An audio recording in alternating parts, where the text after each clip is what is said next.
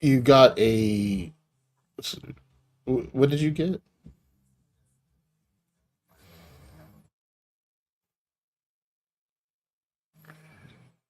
That would have been the that should be the only one that you saw on Cascotter machine yesterday. So I'm assuming that's what that's from. We overnighted a $2,500 machine. Yeah, that's why I brought it to your attention that it wasn't going to be cheap. Um, that's what. Yeah, it was 197, and when I took it there to make sure the packaging was secure, I had to spend like $5 or $4 something for packing stuff or whatever. Yeah. So it should have been 197. I don't know if that was with or without tax, but if it was, that's what I saw when I did the order.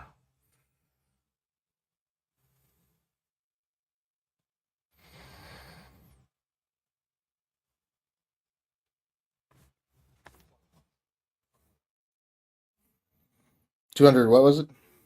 $221.65. $21 sound like tax? I mean, that sounds a little expensive. It said 197 when I placed the order anyway. I don't know if they base it off of Time day to day point. changes. 70. Well, tax would get it close to that. I didn't have any other FedEx Yeah, that's charge. that's what it has to be, is what I'm saying. But Okay. you and Ben are running smooth. Everything's going good there. Yeah, there's one thing that came up actually on my side saying they couldn't find Ohio on something. I'll have to look back at that and then I'll get back to you on that. Yeah, whatever it is, I'm sure we can get that punched out real quick.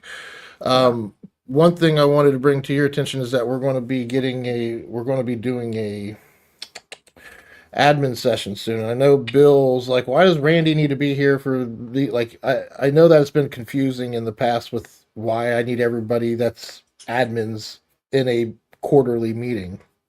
Um, One realization I've had recently, Randy, as I'm doing all this with Wegman, with Fisher, with AP Schweitzer, all the different IT companies we're working with to be able to serve everybody, is that the gap that I feel like it's not technology. What I try to do is between technology and the business operation. I've come to realization, AI has helped me come to this realization, is that what I do is administration, and administration is saying here's the playbook and how we do things and how we pay for things. The reason why I want you in there is because the financial side of things of how we do stuff, just like this FedEx conversation right here, all this is part of our LOB apps and services and should only be going on your one account. And we should be able to easily monitor the traffic with what we spend in IT and rest of the company, like expense reports. How does everybody send in their expenses? Is that consistent? Are you guys happy with the way you guys are doing expenses right now? That's the direct question. The, Yeah, for the most part, some folks take the shortcut and just email me. So, but if there was a some central place that everybody could put all expenses that you could go see and just make sure everybody puts it in there yeah, and then it's done, QuickBooks has a place to put expense and reports. that's what we're having them like that's the part, like, so we use the tech stack that you have. Most of them are doing. There's still a few that we have to encourage to do it. And if we put a page on our SharePoint site that everybody goes to get stuff when they need stuff or to figure out how to do stuff, I want to put a page on there on how to do that. So that way we can point them to that and make it more consistent. That's why I guess what I'm trying to say is I want us to make sure everything that we expect them to do is in our team site clearly defined, and that way we can point them to them and remind them and not have to be jerks about it. Because it's hard to manage everybody, especially being remote. If we were in the same office, it's easier. But that's why I Right. like the digital workspace, because we can make that our central place while we're not together. So Yeah, that would be nice to have. that's the point of what I'm trying to do, and it just makes us operate smoother when we're all in the know of the system. So I want to use the same system you guys use for expense reporting. So would it be beneficial for me to update something in QuickBooks every time I do like a FedEx thing like this or something? Like, would that be? Should I be a part of that system to help make it consistent? Um, well, no, I would think no. I really have you come through as a vendor. Okay, and vendors, where do they go? Like, do we have a centralized place for all that stuff to go? Well, So that way it's easy we get for an you. invoice, and we have a list of vendors, and we just record the invoice to the vendors. So we get a new vendor, we update QuickBooks, and Yeah. that's something that's done by me and pretty much just me. Okay, cool. Yeah, and part of that helps me understand. That way, anytime we get it, so that way, if I get us a new vendor, let you know about it. And that means if I want to get a new updated LOB apps list to make sure that we're paying for what's actually being hit in the credit cards and the accounts and stuff, that QuickBooks vendor list would be a great resource to contrast against, right? Well, Is it, yes and no. I haven't really activated the credit card feature on QuickBooks to take it to there. So well, either way, the reason why I yeah, want you in the admin sessions is because we're talking about operations, and a big part of operations is money flow and understanding yeah, how. that's fine. I get that. So you are going to be requested to be in the next admin session. We will be talking some tech stuff, but there's financial stuff in there too. There's stuff in there for everybody. So And that's we why need your or what, an hour or a half hour? What, it's a 1 hour quarterly 1 hour meeting. increments? Okay, Yeah, it's that's fine. we have three different quarterly hour set meetings. We have the Yeah. quarterly admin session where we sit down and just focus on policies and updating the team site to make sure we're all aligned. Then we have the review where we review the budget, and that's usually in the middle of the quarter, like February. Like we should have already had the admin session. I'm trying to get that scheduled next week, and then we can get the review right afterwards. Yeah, so I'm trying to get us back on track with the schedule. Will that happen or not? We'll see.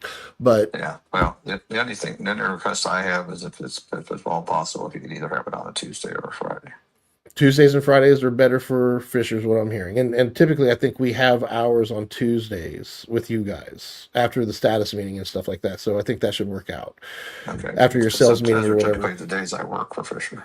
Yeah, yeah. So keeping them on Tuesdays or Fridays. I try to keep my Fridays open, period. So Right. I want Right. to shoot for Tuesdays with Fisher if that's the case.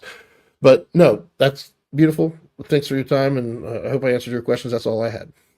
You did. I appreciate it, sir. Thank you so Awesome. much. You have a great All right. morning. We'll talk soon. All right, cheers. Bye. Bye.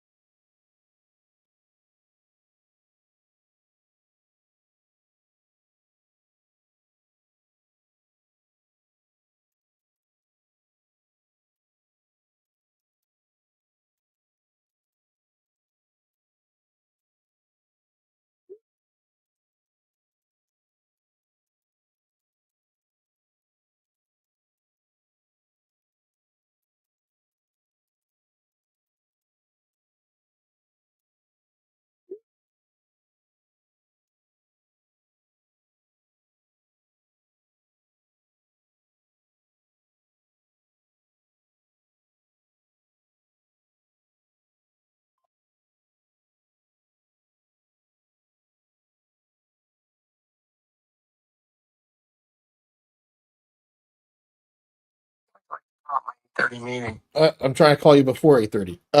Yeah. So if we meet with this guy from Summit, the new service desk, the guy that we're going to call for matters when problems happen with computers and stuff. Um, like when would that be tomorrow for you for the best time? Is that possible to do tomorrow?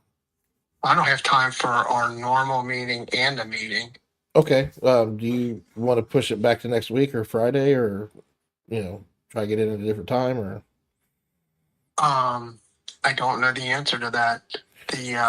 How long is that meeting going to be? It's just an introduction. I would schedule it for an hour, but if it went that long, I'd be surprised. It'd be really good if it went that long. That means that's good rapport and stuff. But I can make it a half hour if you want to be tight on time. I mean, if it's just an introduction, is this a me thing? This is as your administrator that's helping you manage these systems and do stuff. And like you said, I'm just one guy.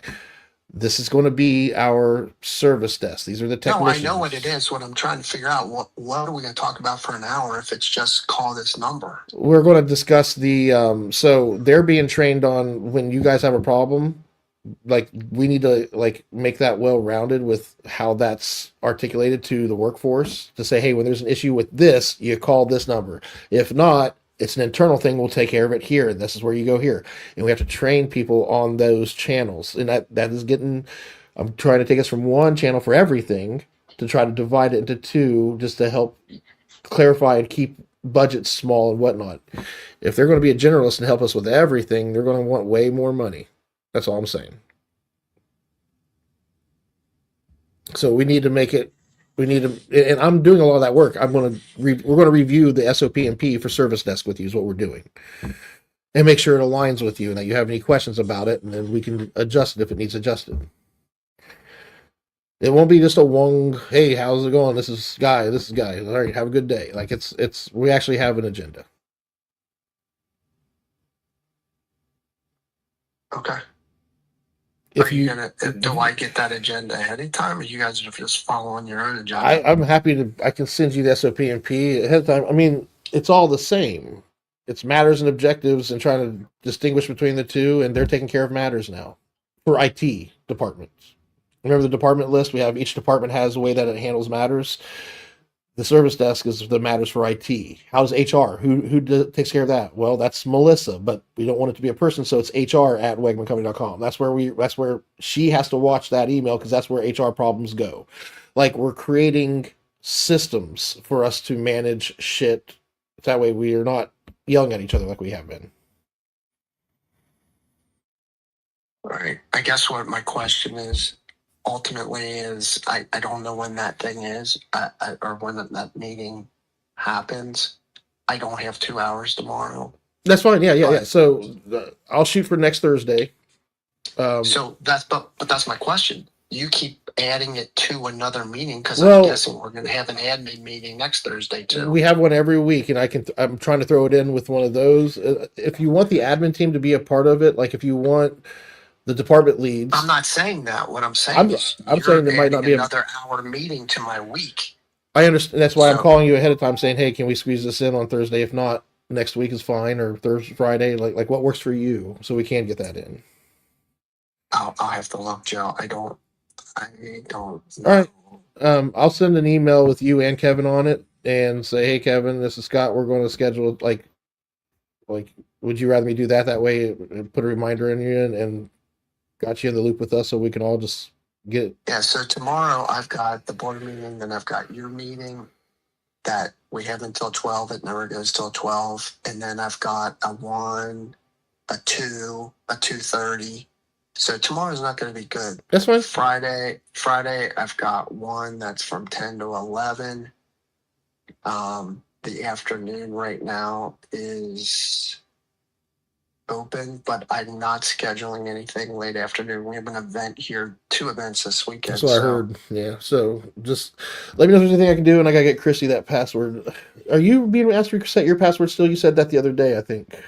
Like when's last? I was getting asked to do it every freaking day, and then it stopped. Yeah, I think Microsoft's having some issues because that computer that they remote in for music and stuff, it's asking for the password to be changed again. I'm like, are we still dealing with this shit. Like, I don't know what's going on. I'm gonna have to. But I mean, sometimes it's my cute computer, and then sometimes it's my phone.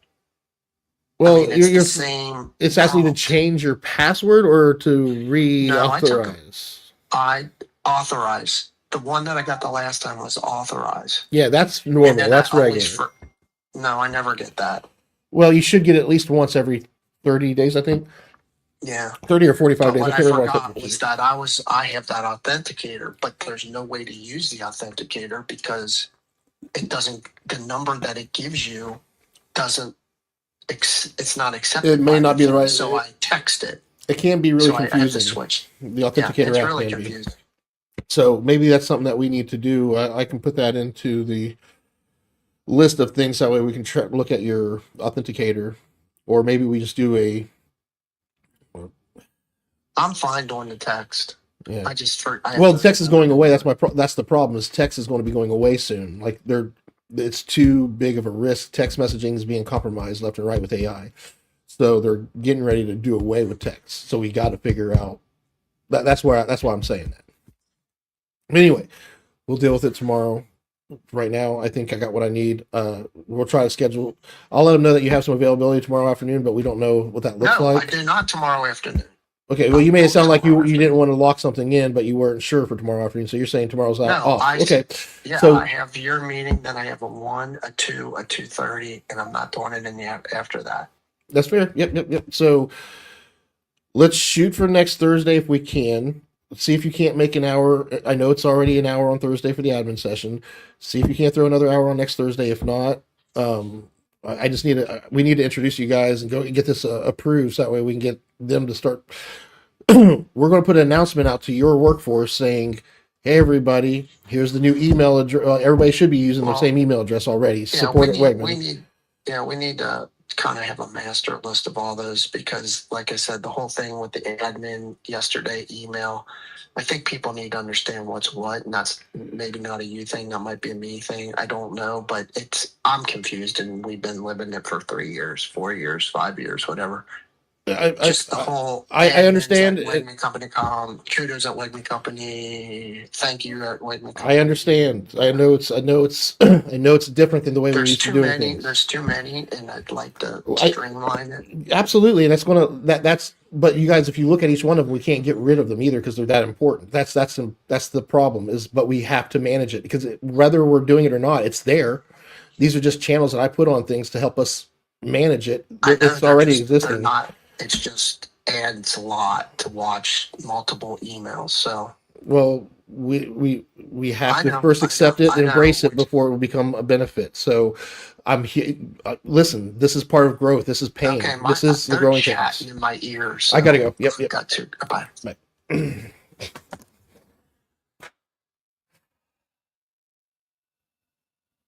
So fidgety. Scott, just relax. We got this. It's not that hard. And that's the beautiful thing. And they're going to be pissed at me because they'll be like, why did you make it so complicated? Why didn't you just tell us to shut the fuck up and just do the thing?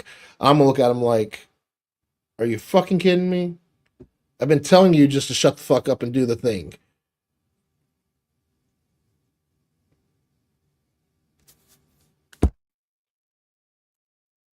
Life is hard, man. Did I? No.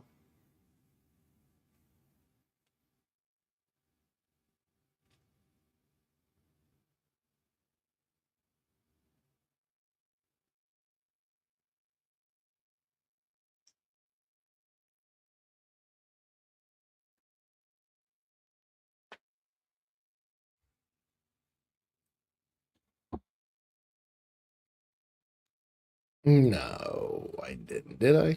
Did I?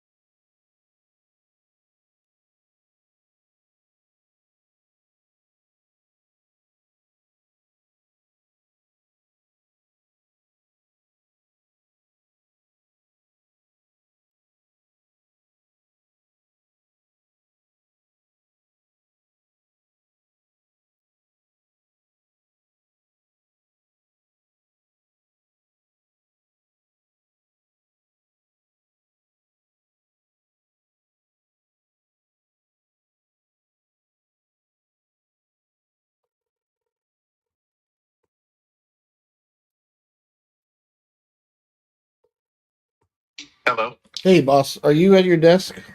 I am. Hey, I was going to send that by end of day, but I just emailed you that form because I got Apple. I guess it needs updated quickly, so I need to get that done as soon as possible to get the iPads working. So I'm getting in there now to update the payment form. If you fill out that form real quick, that'll help me get this done quickly. The Adobe thing. The Adobe Sign thing that I just sent you.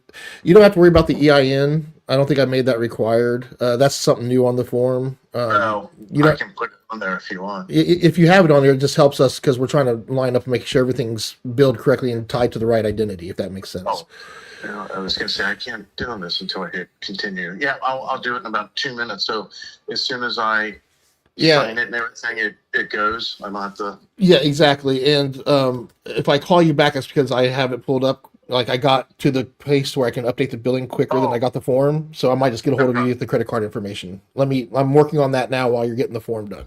Okay, I'll right. talk to you soon. Thanks, boss. See ya. Bye. Bye.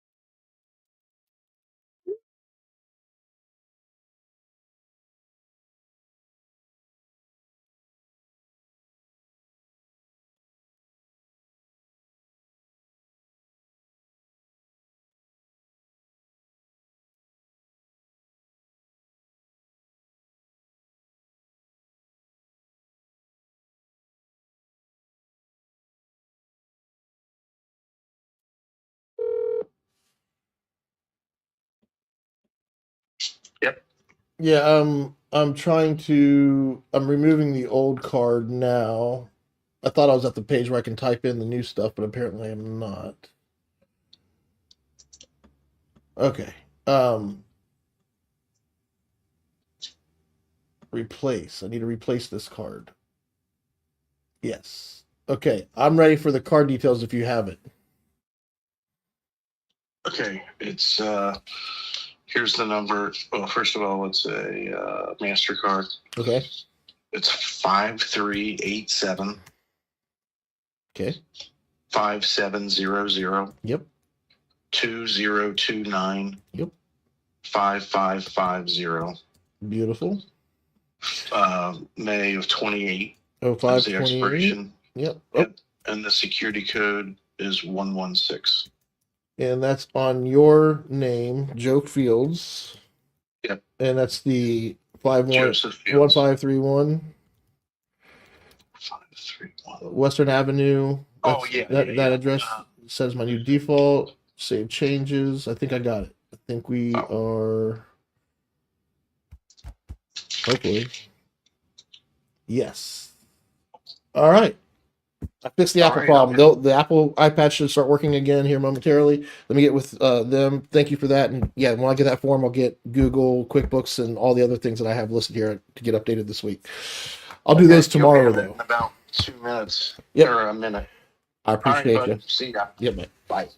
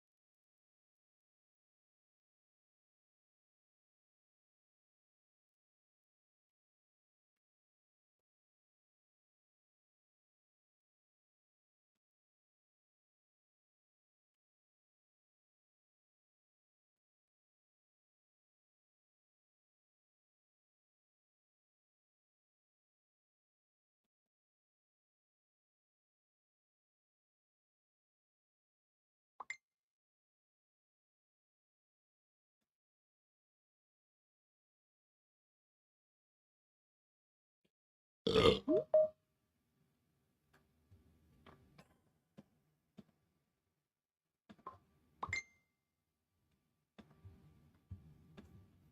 morning.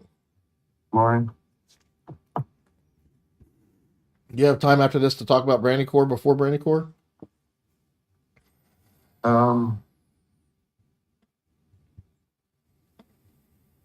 Maybe.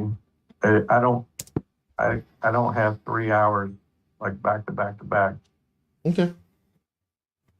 Are you going to be on Brandy Core's meeting? I'll be on the beginning of it. I've got 11:30. It was a noon that got pushed back to earlier. Yes. And I got to get the guys prepped for these wellness checks that are starting at 11:30. Cool.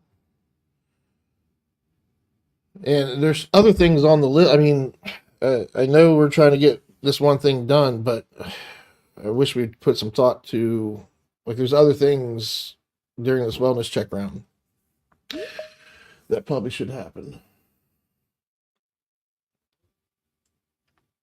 Morning, Kevin. Hey, How's your morning going?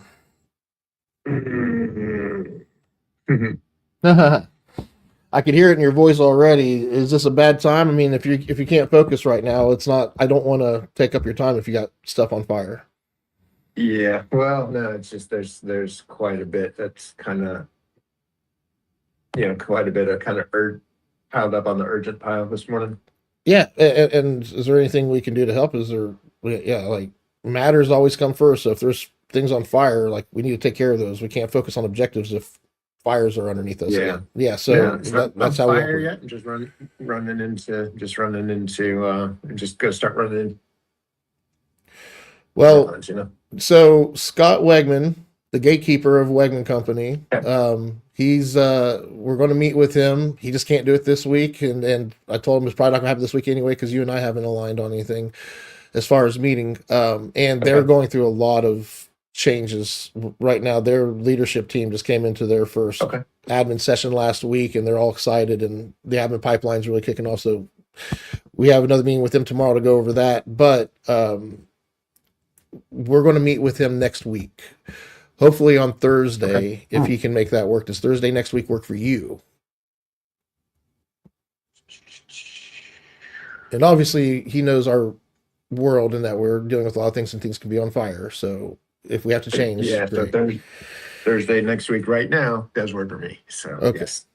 I'm going to put something tentatively on our schedules and introduce you through Scott through email saying, hey, Scott, this is Kevin. We're going to meet on this day to go over your SOP and P for your service desk. Would you like to have some of your admins in? Like, do you want it just to be him, or do you want us to bring department heads in there so they can ask questions about how we're doing things? I'm and sorry. yada, yada?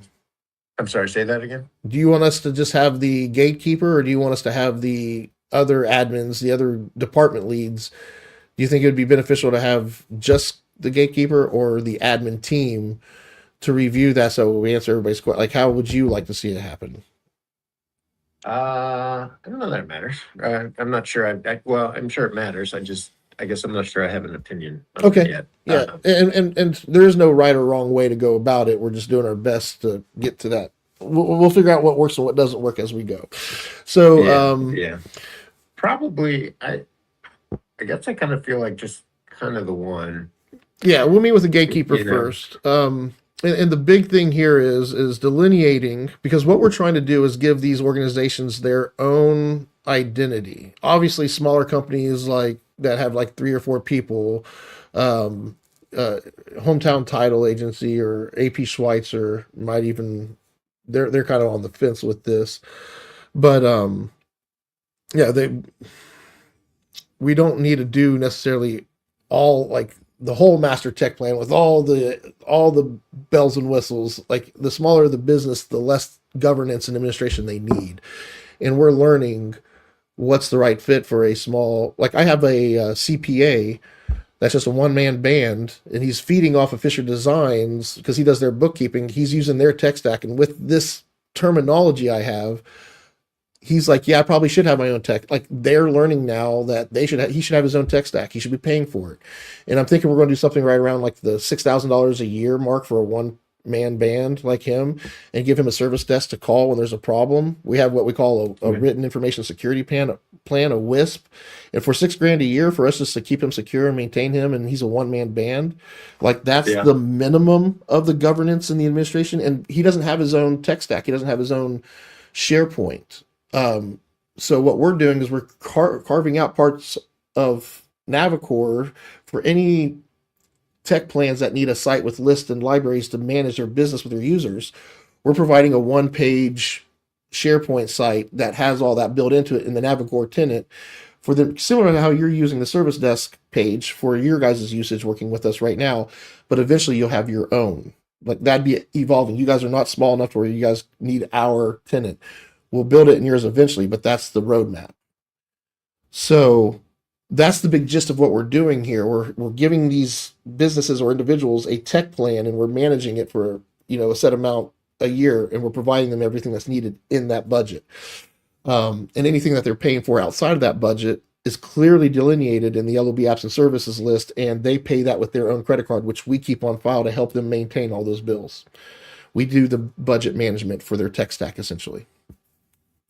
So, with that being said, Summit's role in this right now isn't to, you guys don't need to understand the finances and the billing, all that stuff. You guys are coming on in organically and growing, starting with matters alone.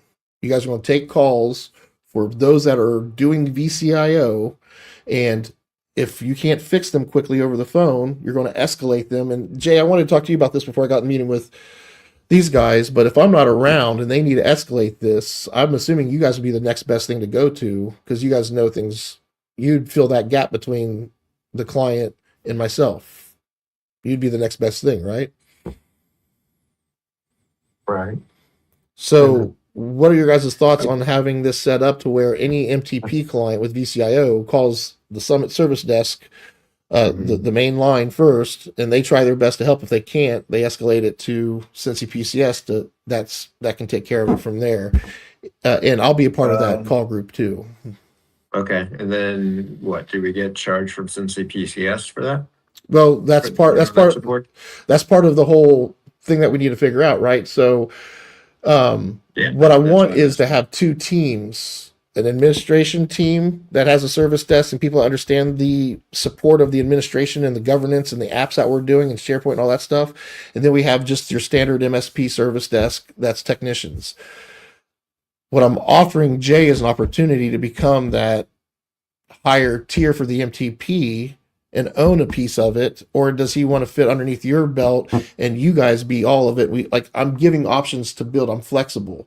How do you guys see this going? Because I don't want to deal with matters and objectives. Account managers are responsible for the objective pipeline, but we're not the ones doing the work. We're going to rely on our technicians and engineers for that, right?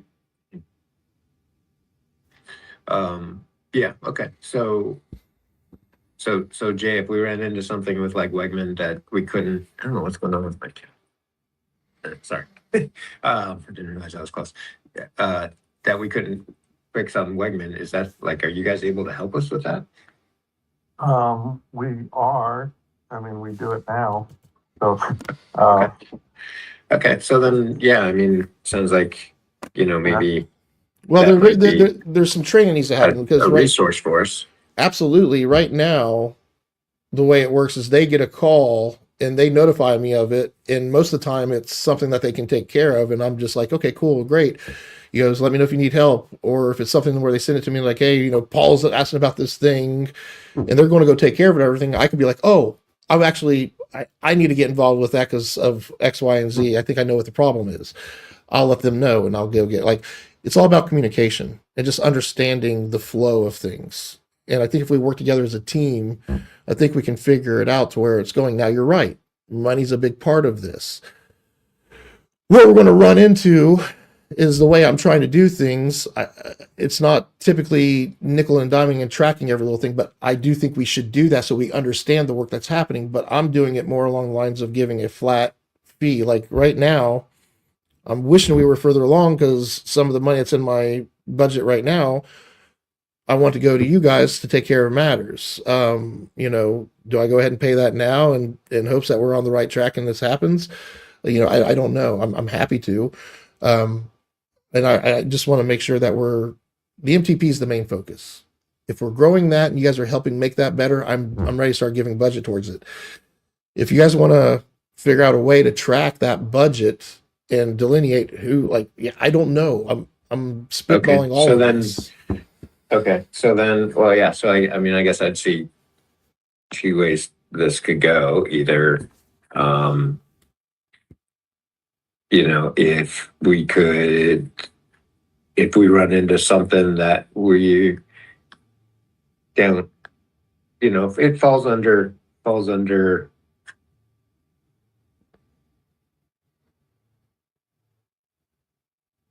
you could do 3 tiers, I guess. But if it falls under kind of that reactive matters, but we need some help with it, and we have to reach out to some CPCS. Either you got them on retainer to kind of fill that role, or or they create some invoices, for that time spent to support that. Well, what we're trying to do is make sure everybody's getting properly compensated, and that we're building a machine rather than a per an incident situation.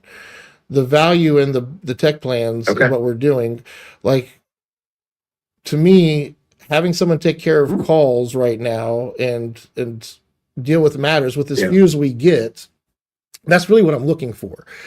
What I want to do is also take the systems that's allowing us to have all this freedom, this free maker time, because our systems just work when we have everything in proper place.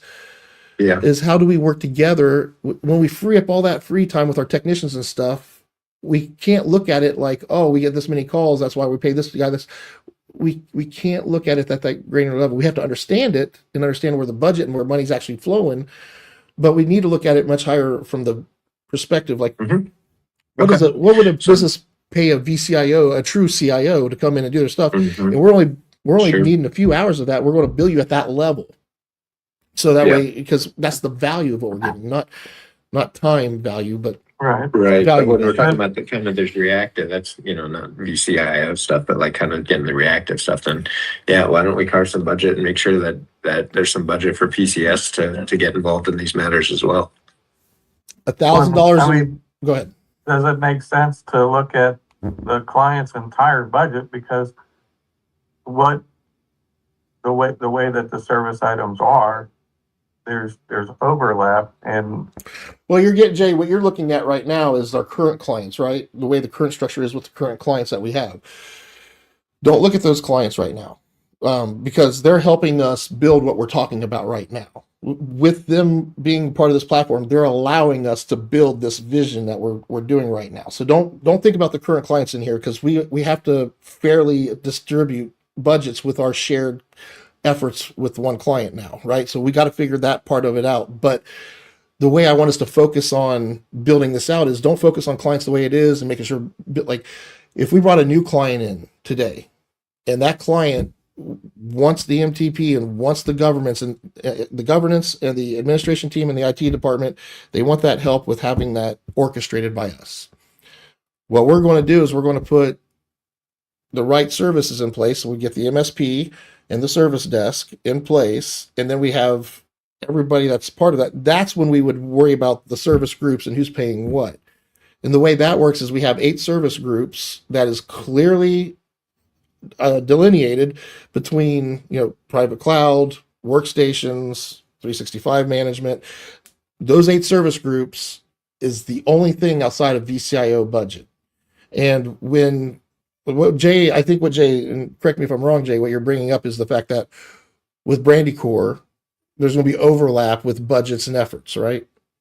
no, I'm talking about Wegman Okay, let's look at or Fisher. Like if it's setting up a VPN or doing something outside of general help on a workstation,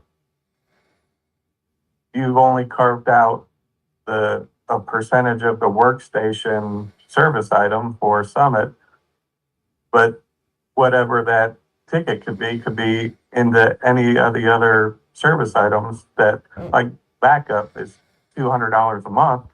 If they've got to go in and restore a file from backup, is that a workstation issue? Is that a backup issue? Where, out of the $20,000 a month that Navicore collects from the client, how much of it is really to support the client versus manage the client?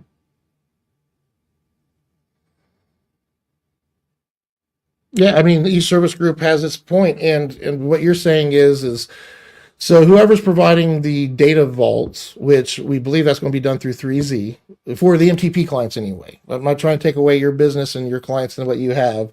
And if one of your clients wanted to come on board with us and you did not want to give backups to 3Z, that's understandable. So anybody that's existing now, they will be in a blended family situation. But as new clients come into the realm that neither of you guys have ever heard of, but we brought through the sales funnel of the MTP, you guys are going to get, like, if they need workstations, they need private cloud and those things of that nature, whoever's providing that is the business that gets the portion of the tech plan, if that makes sense, the budget. We are going to be done with Meraki in 2027. And when that happens, we need to either stay with Meraki and reshift budget and have, because I don't want to be the owner of the Meraki. Right now, Jay and I had an agreement with what we have. It's a shared resources and it's playing out until 2027. So he makes his budget off of private cloud. I make my budget off private cloud. At the end of this, somebody's going to purchase the Meraki environment for the MTP, and they're going to be the anchor of this. Now, 3Z is offered to be that, which is fine. And if Summit wants to be that, if it makes more sense because of the service desk and it's more one-on-one, I'd rather keep data center and data vault just a 3Z, and that's it. And that's it. Everything else goes to our anchor service desk, which would be Summit. How you guys work together, splitting that budget and separating work, I just want you guys working together because I think there's a lot of equity with Jay, especially with Alan and somewhat with Sean. They have an understanding of what we've been building. That's valuable in supporting the service desk if they're showing up with the right attitude and ready to rock and roll. So that's how I see things being. I want to be fair, like absolutely. That needs to be ironed out and budgets need to be clear. We actually have somebody that we're bringing on to help us with that, which would be Andy. Andy's going to be the good one to have in the conversation to make sure we're fairly distributing funds. Right. So are we getting ahead of ourselves not having those meetings up front? Because every time we talk about something, it goes back to we haven't figured that out yet. Or we don't know how we're going to do that yet. And maybe we should figure that out. If money, like right now, Jay, I think for you, money's the big issue. Right now, if you are not in the picture, and it's just Kevin and I. Kevin, do you have a problem taking $1,000 a month to start this and we measure it and we can just get things rolling? I know I'm providing more value up front with that 1,000, but that should help bootstrap things into the right direction and give you an opportunity to see if this will actually work for you or not. Yeah. So money's part of it for sure. Like that's got to be part of it. Yeah. Also, yeah, and making sure that we'll be able to keep that money, I guess. Absolutely. And for Jay, like, I know Jay's in a situation right now. He's in the same situation I'm in. We just need to get his work. His bill, everything needs to be cleaned up. The other piece, yes, the money is definitely one piece of it. The other piece is like where are the support resources, where are all the resources and the knowledge resources and support resources to be able to work these tickets, where are those located? And if part of that is at Cincy PCS, then, you know, Well, I don't think then, CCPCS has you a know, problem. how do they get paid? You know, are they just supporting us for free? Well, right now Yeah. they're getting paid because, I mean, we can get into the details of it, but they're getting significantly amount of support and financial support, like it's overhaul. Jay will tell you different because he answers my calls currently right now. But yeah, if we broke it down on paper, I can show you. Like it's right now. I just don't want to be calling Jay for free. Like I don't want to be taking his. If that's the impression he's giving you, that he's like he does everything for free for me, I need to know That's that. not the impression. I'm just Yeah. that's he hasn't said anything about that. That just is when you brought up. Okay, can we send that to Jay? I'm like, okay, well, I don't feel like I should be calling Jay without, you know, getting some kind of invoice or Jay, do you something. feel like you're not compensated enough to continue doing the work you're already doing right now? I mean, I'm sorry, I'm on a different track. But I mean, we're doing it now for nothing. We've talked about, you know, I'm paying $2,500 a month for electricity, internet alone for this data center to run here. You're not making any money off of that. you're not making any money off the Meraki's. You're not making any money Whoa! off the server. You have this. You're making. Yeah, you're I'm not going to making have money that off argument with the you. server too. Just Right, the so- fact that you're saying you're getting nothing is the problem, Jay. That's bullshit. Okay, but what we're talking about is me getting something from Jay, and Well, no. This is not Jay's clients. Why would I Jay know, get something from you? But we were talking about like for Wegman and your other ones coming in, and like you were mentioning like reaching out, escalating things to PCS. Okay, well, They're already doing getting yeah. some support. I From think PCS, so- however you guys, I'm not buying that framework because here's how it actually works right now is that they are. Sorry, Joe. That was your idea. Like that. Well, the way that's you're where this came framing up for it, me. the way you're framing my idea is what I don't agree with. I agree that that's my idea, Okay, but the way the framing I- is. Sorry, I thought that was your words. Good. Maybe Cincy clarify. PCS is already being paid. They're not doing Okay. anything for free. Let's make that clear right now. They're getting paid to take Okay. calls for us already. You're going to Okay. start taking on the calls yourself. You're alleviating from them. Sure. And But- now they only have to Okay. help if it's needed. So for Okay, them, but they're so- actually getting relief. Right. So, but I guess I was thinking, are you taking the money that you're paying them? No. They That's want to direct that to me. I'm adding to my budget by paying you. I'm actually paying Okay. more, $1,000 more. My budget just went up $1,000 a month to have you start taking calls, which is alleviating from him. That's the framework. This is my idea. Okay. Now the framing is Okay. correct. Okay. So basically, okay. So that support resource at PCS is being funded. It Directly is already from being Navico. funded, and if Jay needs clarity Gotcha. on that, which Okay. it sounds like he really does, we probably Okay, should have so- that concept whenever you have time, Jay. I Okay. know you're very busy. Okay. So then we don't have to worry about separate invoices or something going to. And nobody's Going invoice. from Yeah, PCS. the only Okay. the clients get, but they're. I want to be flexible. I want you guys to be happy. Like, oh yeah, we love the MTP. You know, you guys will get paid your budget through the MTP. The clients will pay their budgets to the MTP. That is, and it's not Joseph Sunderman handling the money here. This is going to be Andy Schweitzer, a licensed CPA that is a CFO of Navicor, and you guys, Jay's coming along saying he's Okay. here, but So you get the okay. you so get the who- point of who where are we're we asking you to do invoicing it. then? Are we invoicing Navico or are we invoicing? You're getting paid $1,000 a month flat to help support the matters of Right. your master tech plan. That's So right, but what we are got you to raise invoicing? an invoice on our side. I should be getting one invoice a month for $1,000 a month. Right, to Navicor. Is that right? To Like, we're Navicor, generating correct. that- Okay. That was my question.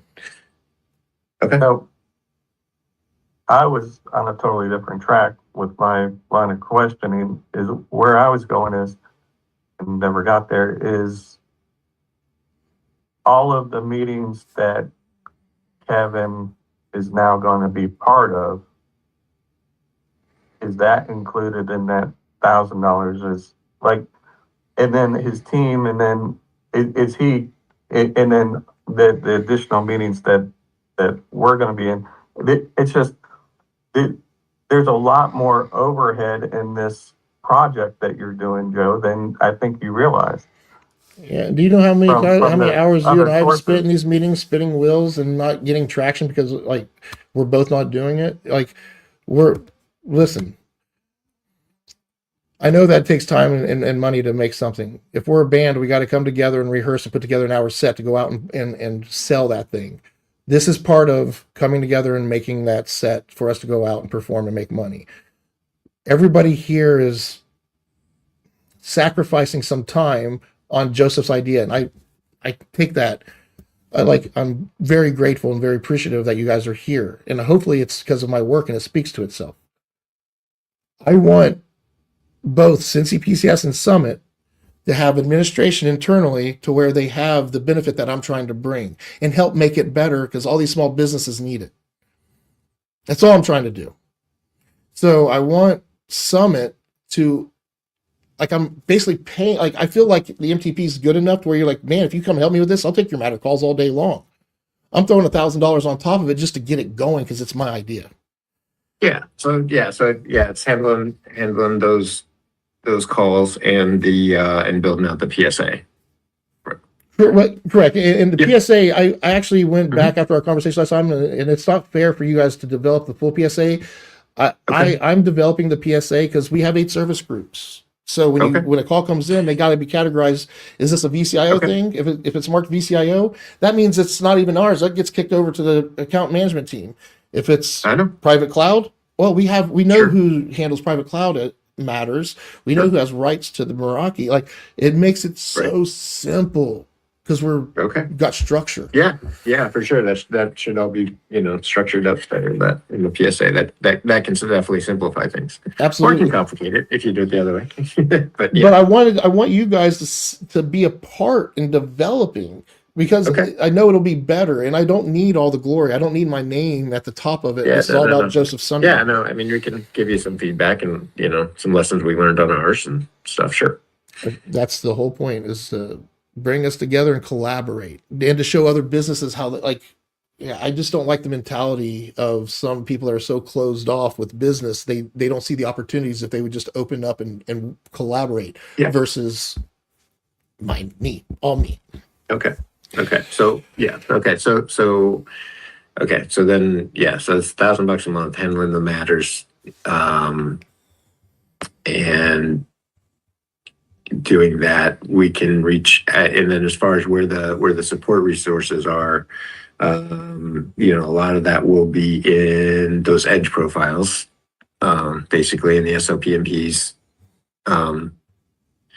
in the MTP, and then since the PCS is also something of a resource to get some of these resolved. Yeah, and I don't know how you guys are wanting to do matters versus objectives. Like, all the matters should be, account managers that are part of the MTP should be cognizant of, should be able to see the matters on a screen somewhere easily, and we should be able to see the objectives and matters side by side. We should be able to see those things listed out clearly, and that's what this is giving us. And those roadmaps, oh my God, just think about us sitting in a session where we have all of our pipelines. We can see, oh, look at that, we got 4 server jobs to do. Let's try to align this so we do them all at one time and save us a mass amount of time. And we can build, we don't, just because we save a shit ton of time and money, we still build the clients for the value of what we did. That's us making more and building something bigger and better.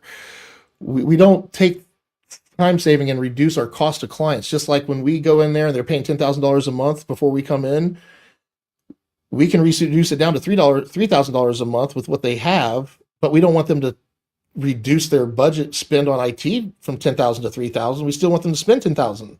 We're just coming in to make it a much better budget. And just like, unless they're dying and they need a reduced budget, don't reduce it 100%. Put some of it back into like grow and invest.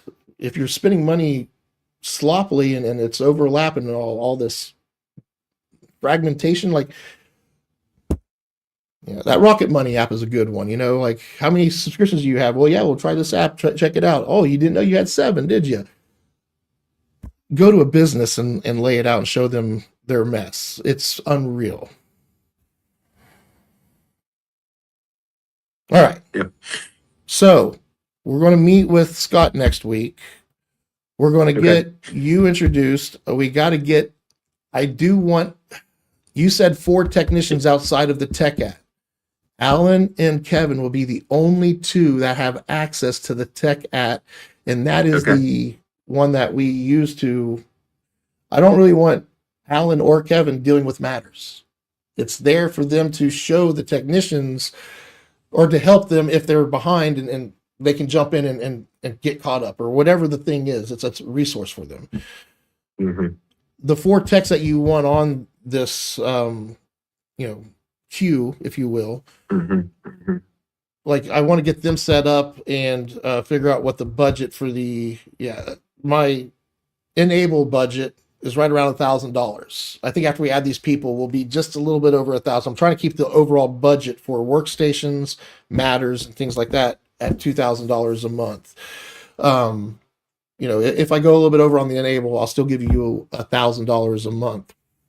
And that budget is for handling matters. Now, if we get, a quarter into it and we realize that you guys are reaching out to Sissy PCS, like 80% of the time, you guys are helpful, but they're doing 80% of the time, we might say, hey, can we look at this budget? Maybe we give them 300 of it and give you to help offset some of that, depending on where we are. And depending on when Jay and I, as we offload some of the stuff to make it more fair for him on the back end, there will be some balancing acts here, is what I'm saying.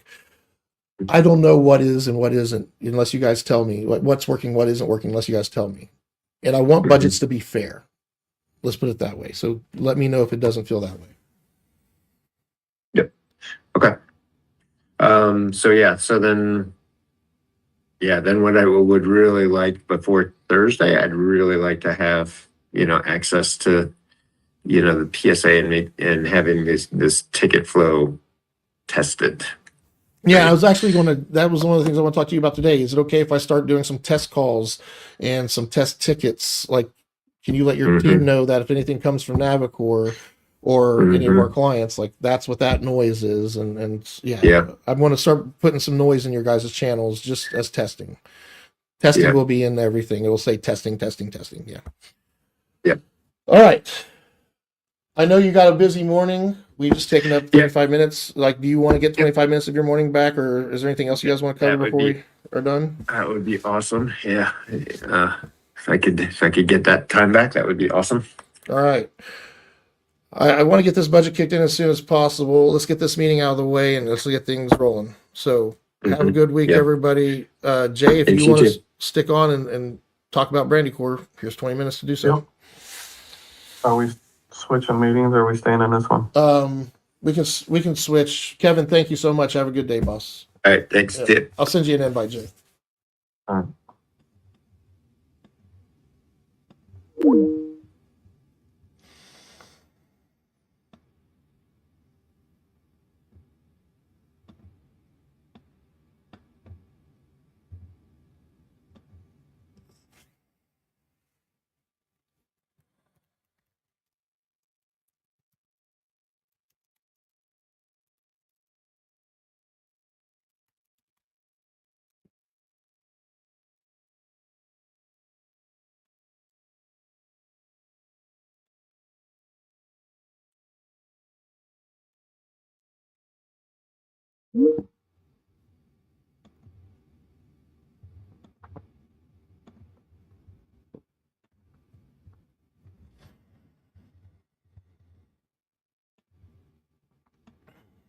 Okay.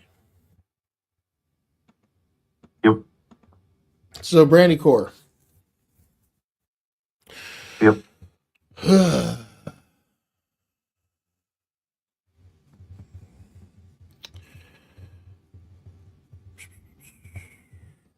So to me it's pretty straightforward for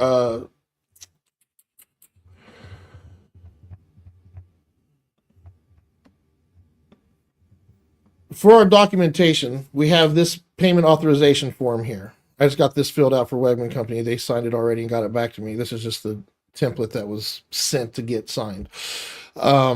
So the way I do this, and this is what I'm going to explain to them in today's session, is that there's really not a proposal. We just have a letter of authorization and a payment form. That's all we need from them. And the authorization form, the letter of authorization form, is what I'm developing now. But this is the payment authorization form. There's going to be overlap here because if we do this, one of the benefits I want them to have to the MTP is that if they need anything purchased, we're setting it up for them to own their own tech stack and to have their own vendors and to buy their own computers and to do all that stuff. Is that going to fuck up your, I mean, how do you feel about that? How much bread is that taking from you guys? I mean, we make a markup on the I know. That's what I'm asking. Is hardware like, for our is it time. worth? Is that all worth keeping things as they are as far as purchasing goes?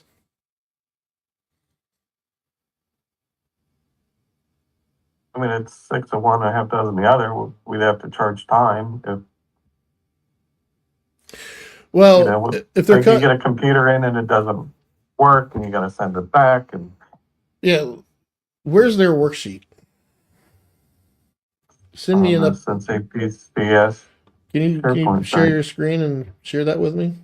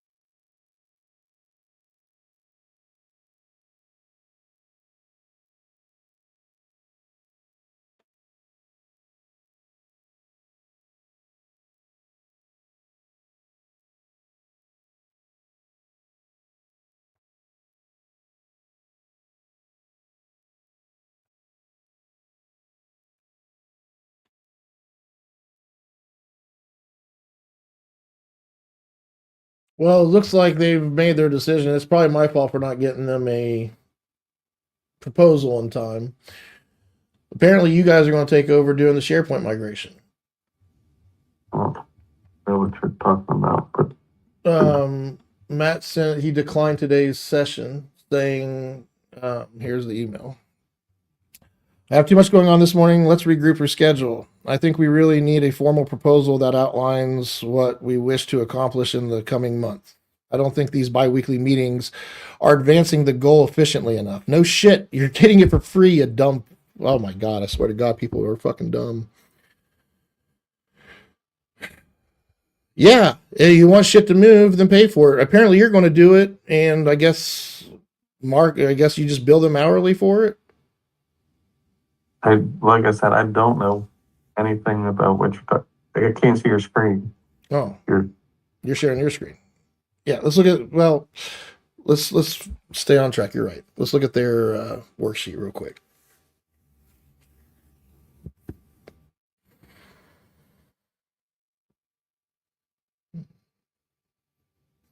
Scroll down to the bottom. Let's take a look at that number.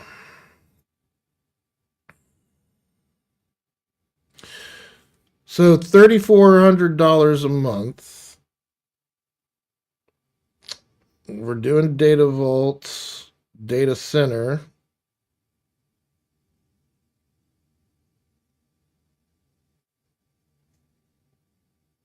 Yep, keep going. Infrastructure. 13 assigned workstations. How many users do they have?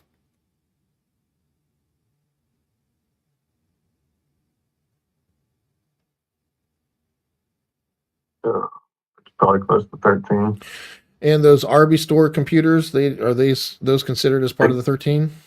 No, they get billed separate. How many tech plans does their tech plan cover?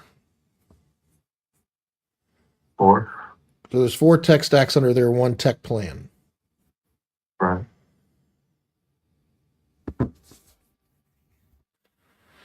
Yeah, I'm sticking to 3 hours, $1,500 a month to manage and the governance and all that stuff of those 4 entities.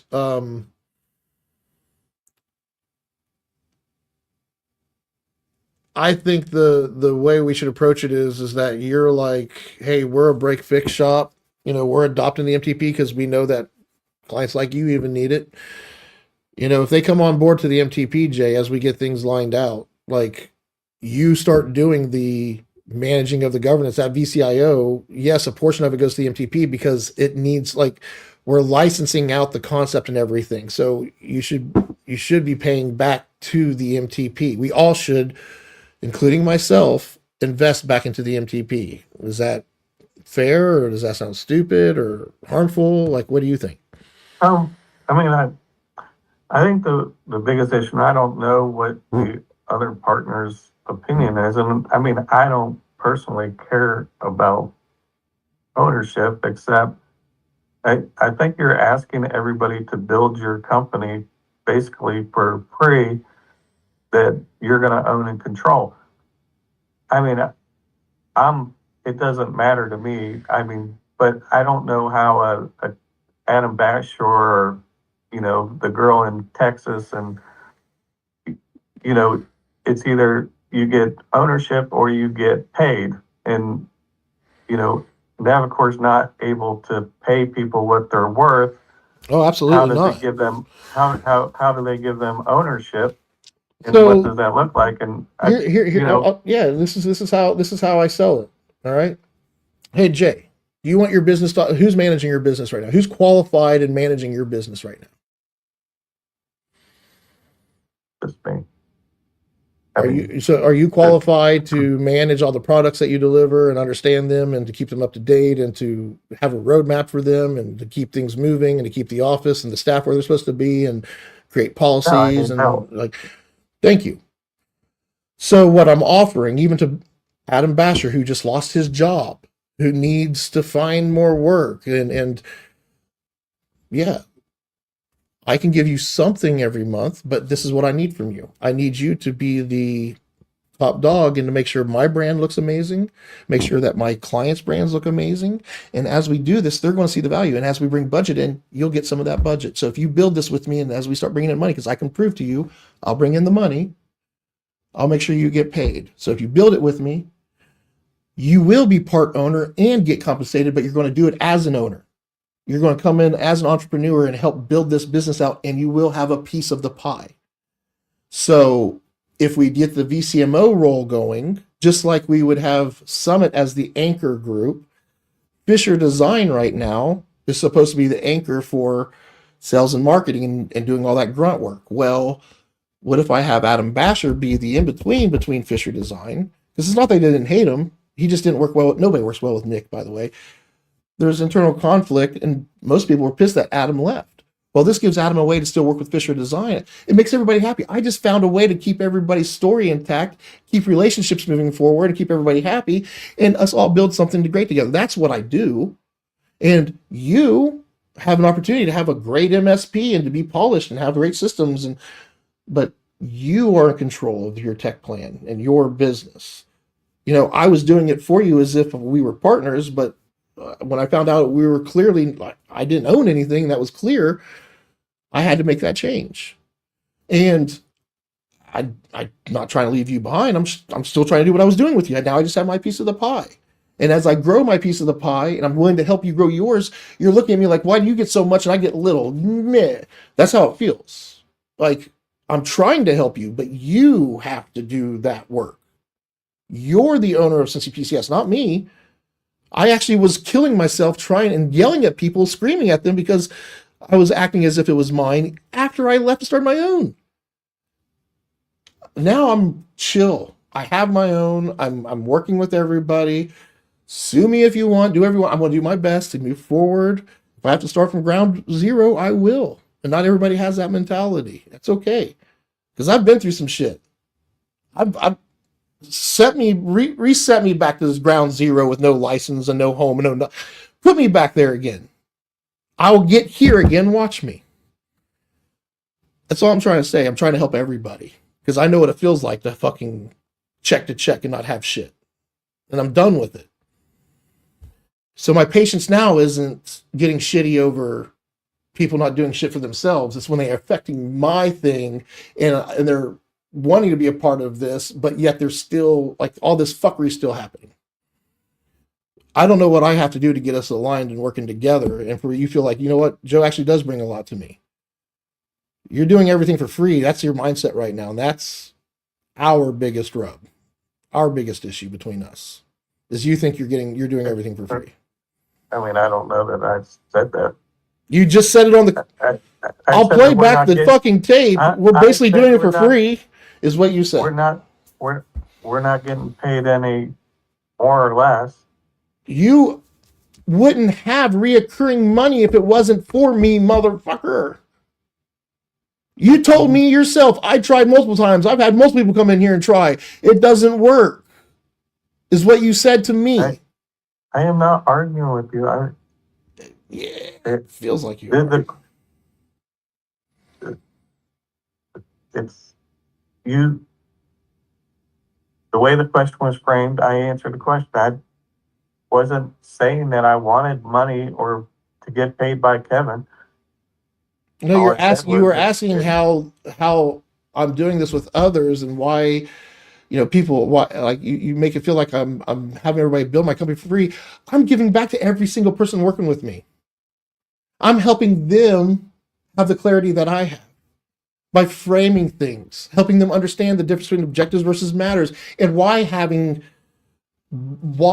separating these things we can't control and things we can't control, is so important in leadership and creating systems to deal with those things.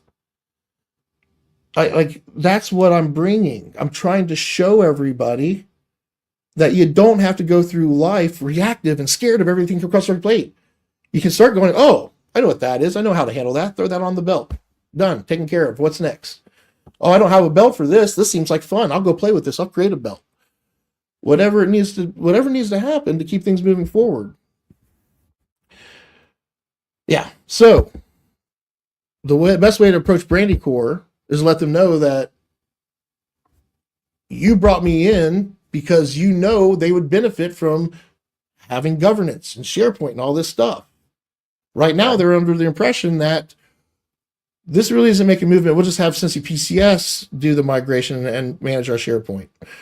And you allowing that to happen, which I wouldn't, hey, if that's what you need, that's what you need. Well, again, I haven't seen this email. I don't even know what we're talking about. But I thought I shared. Well, yeah, I did. I guess I didn't share my screen. Their current worksheet shows to me that they're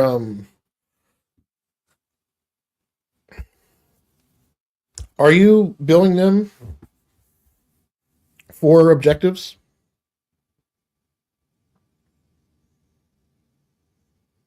They're currently on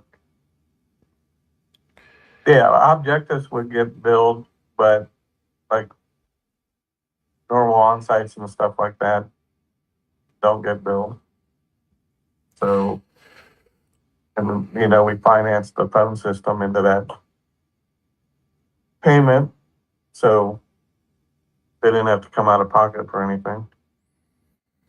Well, the only thing I'm going to say is that I'm going to send an email, and it's going to have the authorization form on there for payment. It's going to have the LOA on it, and the email is going to explain what's going on and address why they feel like things aren't like we've been telling them that. I've been showing up doing pro bono work just to give you guys an idea of what this is. To move forward with it, we need to get a budget and start doing it.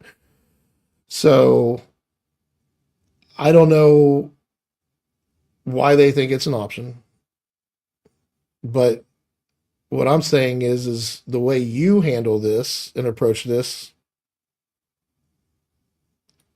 like what we're trying to do is get properly funded for what they need. So I guess my question to you is what are you willing to do if they're not wanting to do the VCIO? How would you handle this if they came to you directly for it?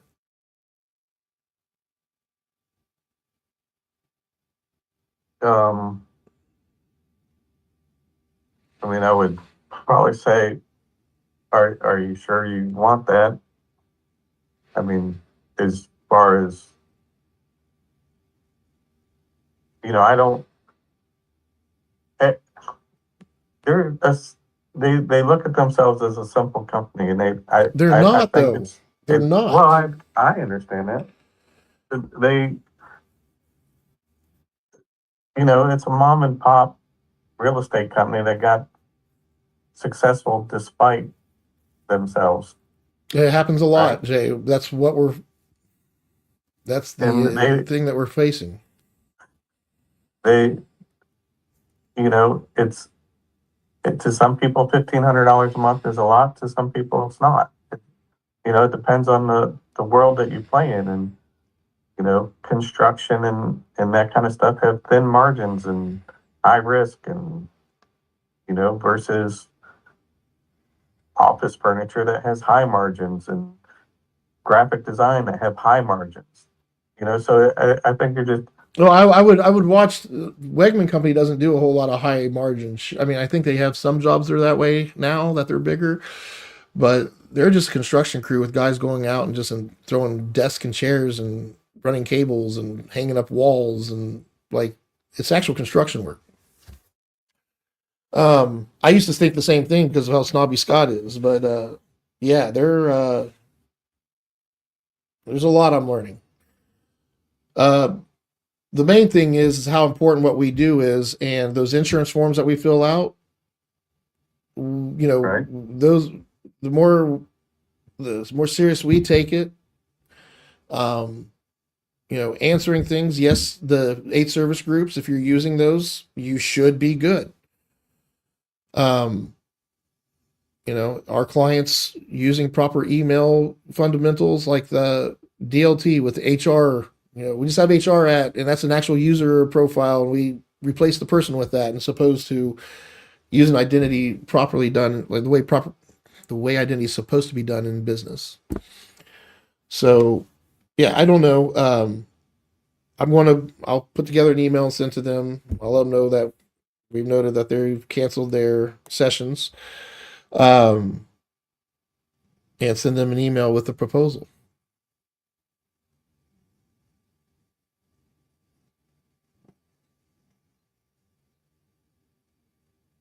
Right. Yeah, I don't know what they're thinking over there.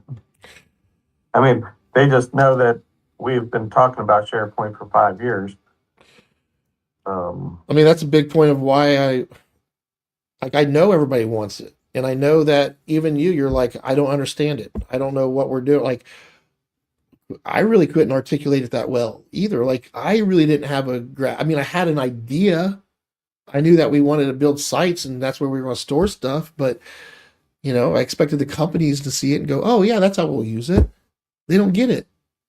So, my approach. I think they might get it, that it's cool and it's useful, but How? do they get the cost? When they look at the cost benefit ratio, I think that they're struggling. Well, here's how we handle that. That's just another objective, right? Like, I object that that this shouldn't cost that much or whatever the objection is. And for me, who's qualified in their organization to make sure that they have policies in place and things are organized clearly and that they are secure internally? Who internally is qualified for that? And how much do they value their tech stack? Let's take it away from them for a minute and see if they can do business. Okay, so we know how important technology is. Somebody needs to manage it. I guess we'll just pay somebody, $20,000 a year to manage our tech stack, which should be $100,000 a year. Right. Job. Well, but and just take this from the other side is it might be $15,000, $20,000 a year is what you're charging, but it's really just a personal trainer that's telling them how they should be doing the exercise and facilitating the equipment, but it's creating $80,000 of work for the client to do that. Now, is that a benefit? Yeah, if they do it, but do they? Well, you're not. That's not how it was built out to be, because that's if they had to stop doing what they're doing to build it and then go. We understand businesses can't do that, right? We can't just stop operations for 3 months and get this all lined out and figured out and then go, right? Right. We have to build as we're moving, just like they did when they built the company. If you come in and say, hey, let's change everything now at once, like that bar rescue, like if we were to change everything, most of those things fail because they update it. Everything's so nice, but the second everybody leaves, the crew leaves, give it 3 months. Now all the dust is starting to pile back up again and things are starting to fall apart. Give it a year. Now it's really fucked up because nobody trained them on how to maintain and keep things moving. And they got there so quickly that they don't know where all the ins and outs are to maintain. Had they built it slowly and clearly, like I want to do a bar rescue where we have somebody go in and start from where they are, meet them where they are, and then get it to where John would come in and get it. Like that's the difference of what we're doing. We're not coming in and saying, hey, here's all the tools in the gyms. If you just do this, you'll be good. And we walk out. We come and say, hey, here's all the tools. Here's the gyms. Here's the schedule. And we're going to be here every day at 3:00. And we're going to make sure we get this. And I'm going to be here yelling at you so that way it gets done. That's the difference. We are showing up. We are working with them. We are in the shit. We're just as liable. We're not a consultant that says, hey, this is the system. Here's how you use it. Let me know. That's an MSP. Here's your 365. Your licenses are paid for. We're good. Oh, you can't email? Oh, that's an internal thing. You guys can email. You just don't know how to send an email as this person. That's a training issue. We just provide the service. You have to go somewhere else for training. That's what MSPs do. Right. We're trying to create the next big thing that is an MSP consult, like all of it wrapped into one, to where we can get them to where they can do it themselves and we visually step out of the way. That's the goal anyway. And if we do it right, we should always get a budget. Even after they're if we helped build their success and they're rolling, they're still going to want us to be around if it's a yearly thing, whatever it is. And it'll be a good premium price point if we do it right. Anyway, so as far as these guys go, I'm going to take this hour and the next hour to send him the message, basically that I understand you want a proposal. We really don't do proposals. Here's the letter of authorization and the payment form. In the email, it'll lay out why things are feeling slow right now. But if we get on board with this, we'll get those 3 pillars aligned. We'll get them off to the races. Yeah. Right. And as far as you may not see me sitting with you going over your worksheets, getting them consistent and finding out a roadmap for each gatekeeper to talk to them and lay out a plan with them. Like if that's not something you see that needs to be done, then yeah, I guess there is no value there for it. Then yeah, but I think there's tremendous value. In fact, getting you back on the path and getting everything updated and staying there is my goal.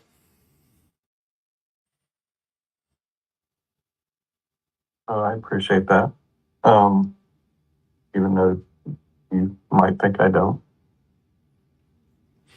You're showing up for some reason, and you know, if I quit giving you complete value, then I'm trying to help Cincy PCS because I feel somewhat responsible, like my name's on it. So, You know, where I need help, and I don't know if it's where I should go is, you know, we like Awa. What are we doing with the licensing? I don't understand what the goal or the reason for is making there both sides E3, and is there licensing where it needs to be? Is it done? I think it's overkill and I don't understand why it's set up the way it is. What's overkill? Talk to me. Well, they all have 2 E3 licenses. Oh, well, I thought we discussed that and that we were okay with the CPM one being email only. I thought we already nailed that. I mean, we can do that. It hasn't been executed. I was in there yesterday, and that's I why I didn't remember why the admin pipeline exists, my friend. That's why it's still open, because I don't feel like it's complete.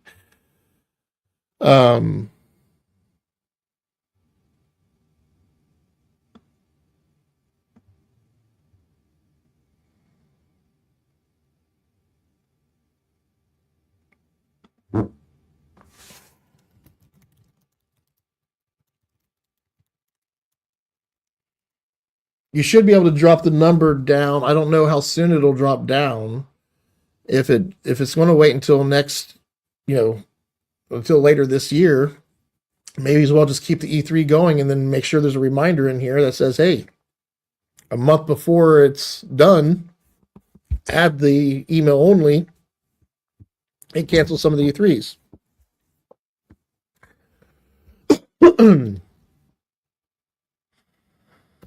I'll look at that with Alan here in a minute when he gets in and see if we can cancel the E3s and move. Do we want E1s, E5s, email only, Exchange only. Angel?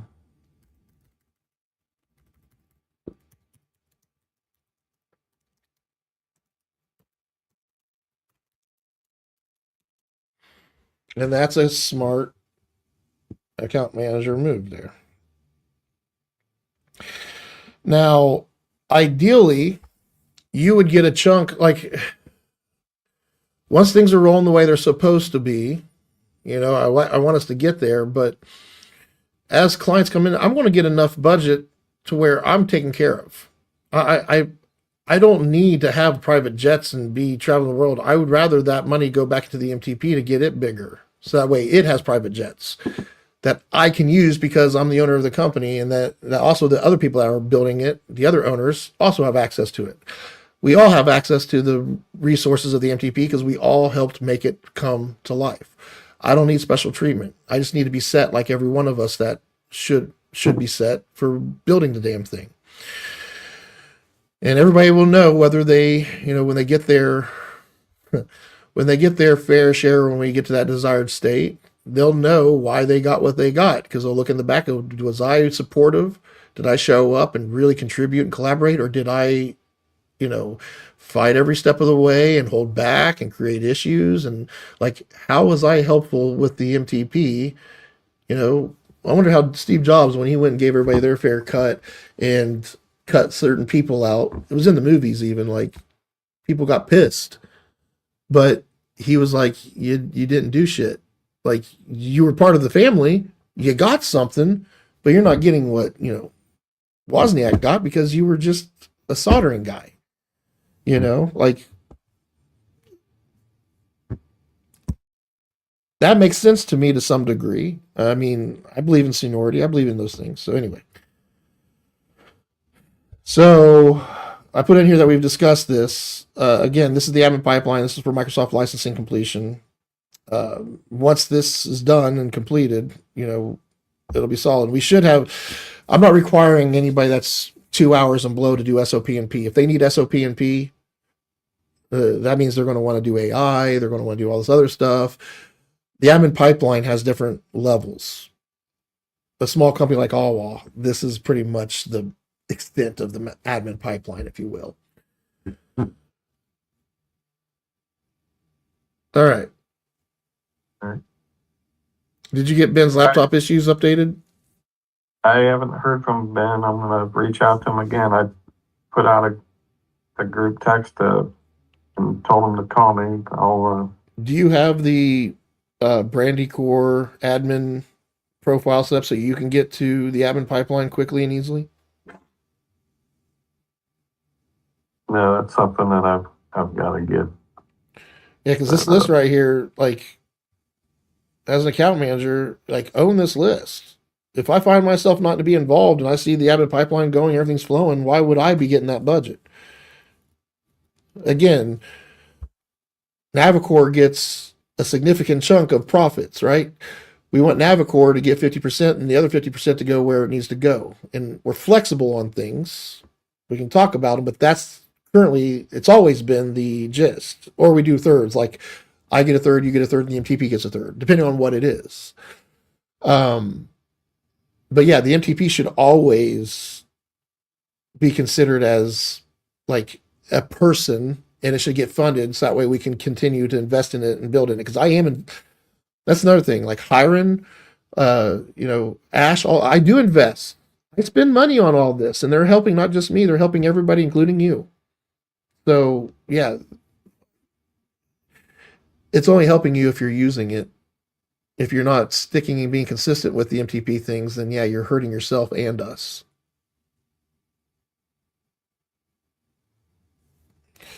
All right. I'll get these emails out. I appreciate it. Yes.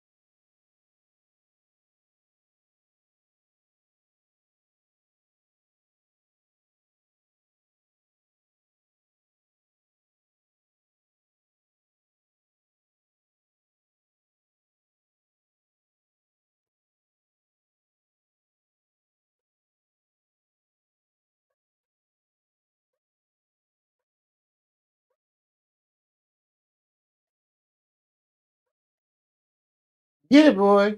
You go get that big girl. You go get it.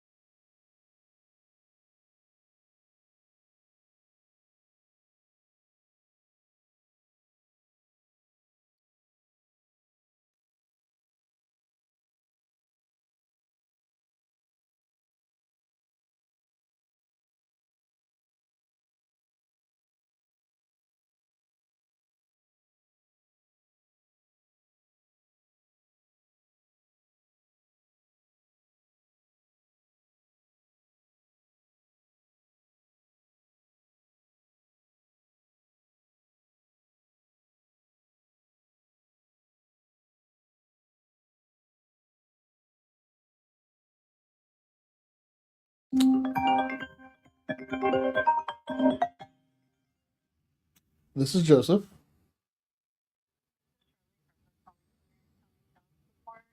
Yes.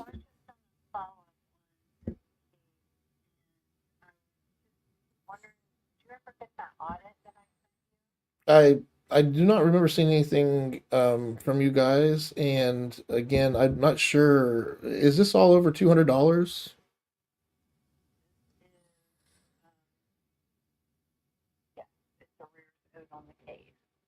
Okay, because right now, yeah, mother owes me thousands. So if you guys have to take me to court, take my license, whatever you guys have to do, do it. I can't do. Yeah, sorry. I don't know what you guys want from me. I'm trying to raise Jonah, and I owing her any money or owing you guys money. It's just ridiculous what you guys have put me through the last 13 years, and I know it's not you, but you guys figure it out because I paid way over that $240 to you guys.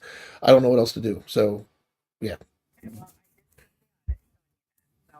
Thank you. Yeah, that was great. That's awesome of you. Thank you so much. Go ahead and do whatever you have to do. Have a good day.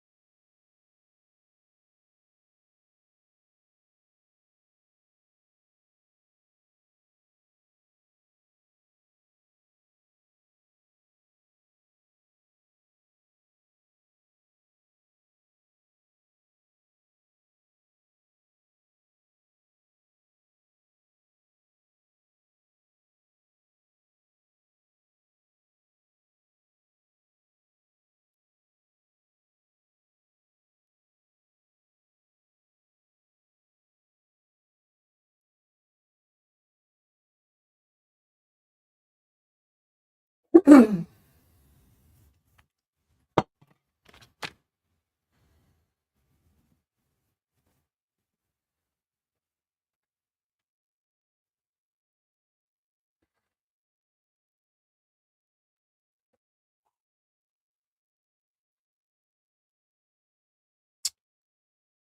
be cold out again.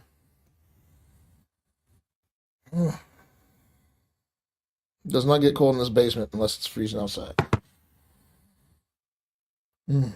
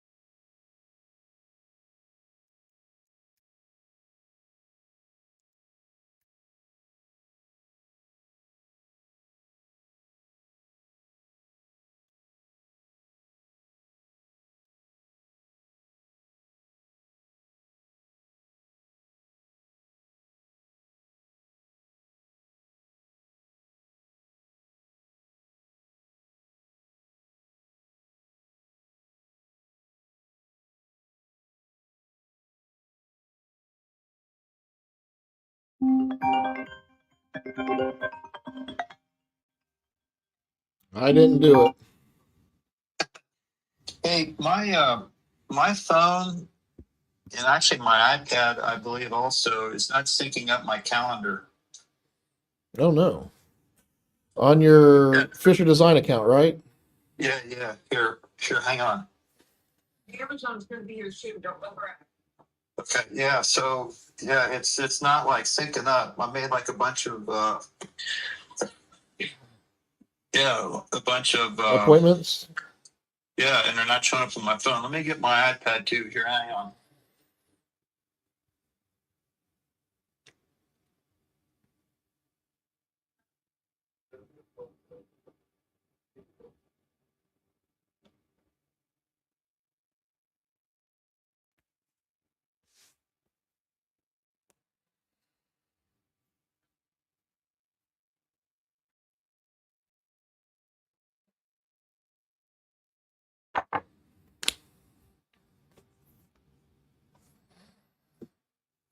Okay, my iPad is okay, but it's not. My phone is not. So on your phone, are you using the native calendar app that's built into the phone, like just the regular calendar app? I don't know. It used to work okay. Are you How do I know? are you using the app Outlook on your phone? Do you know, or is it the regular calendar looking app from Apple, the native I one? think it's a regular calendar looking app from Apple that I've always used. Okay, yeah. So on that app, so if you go to that app, and then Okay. at the bottom, you should have like a little looks like a inbox and a little calendar looking icon at the bottom right hand corner. Yeah, file door. Yeah, it says Yep. no invitations. Yep. Okay, so that's what that one is. And if you click on, There's new and replied is all there is. yeah, I'm trying to see where the hell the actual calendars are. They've updated this app again. Is it in settings? Probably is. I'm just trying to. Usually, there's a way to get to it through the app. Okay, Well, yeah. no, there's, you know what? Wait a minute. There's calendars. There's like another. There's like beside the little file door. There's like a calendar icon, and then there's calendar. That's it. Yeah, you have to. Yeah, that's two separate buttons. I keep hitting it, but it kept going to the right side. Hit the left side. Hit the calendar side. That's what I want you to hit. There's one that's not checked, and it's called work in iCloud. Should I click that? Well, that's iCloud. We want the one that says Fisher Design at the top. Do you see the one that says Fisher Design at the top? Nope. You only have the one that says work. That's it. No, I have birthdays, calendar. Is calendar United checked? States Huh? Calendar Is checked? yeah, calendar's checked. Yeah. Check them all. Yeah, just check everything that's in there. How many calendars do you have? Is it just the one set of calendars, birthday calendar, birthdays, Yes. holidays, and calendar, and that's it? It says birthdays, calendar, United States holidays, work, home, U.S. holidays, schedule reminders, birthdays, and series suggestions. And that says add calendar down at the bottom. Yeah. And none of that says Fisher Design. Just says iCloud. That's it. Yeah. Yeah, hit add calendar. iCloud, Yeah. Hit add calendar. add calendar. Okay. And then the add calendar again. Okay. Should say account. No, so that's going to create a new calendar. That's stupid. Why is it not showing your? Yeah, make sure everything's checked on that. Don't do that. Don't follow through with that thing I just had you started. Back out of that. But on the list of all the calendars, make sure everything's checked and then hit the X and see if we have your stuff showing up yet. Or better It is yet, not. have you ever taken a Teams call on your phone? Yeah. Yeah, A long time ago. I'm going to call you on Teams real quick, and the reason why I'm doing that is because what I want to do is I want to jump on Teams. You can share your screen of your phone, so I can see your screen of your phone with you. Okay, so answer on my phone. Yeah, just hang tight here. I'm going to call you here in just a second. Let me find you. Let me open Teams. Oh, it's updating the app. Hang on. Now it's saying getting codes. Hang on. Take your time.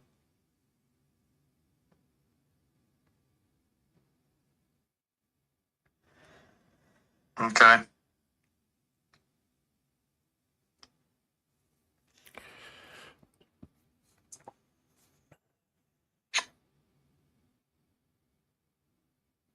All right, yeah, I have to call. I'm going to hang up, then answer on Teams on your phone, okay?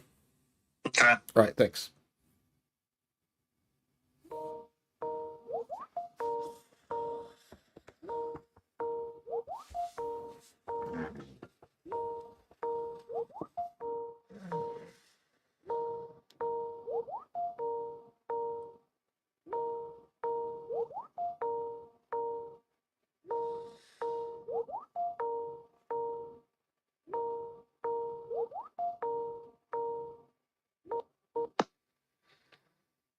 There we go. It never answered. It never rang on my phone. It didn't. Well, show me your screen of your phone here. Like, let me see your screen real quick. Okay. Let me get out of Teams. Okay. Here's the calendar. All right, I can see that just fine. And now, none of the stuff you added is in there today, right? Nope. So I'm supposed to have a whole bunch like after here.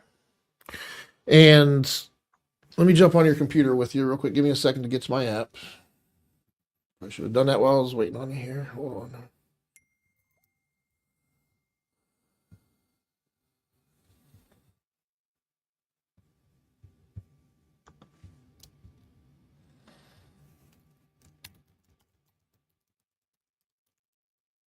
Now, the iPhone went through a upgrade the other day. A couple of them.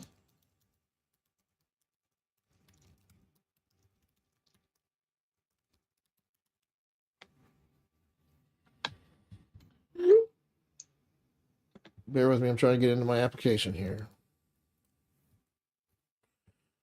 Wants me to type in a code and all this other stuff.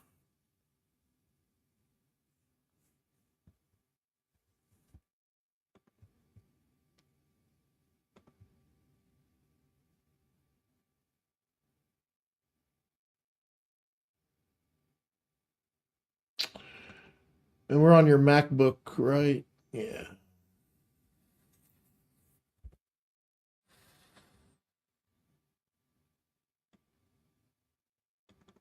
All right.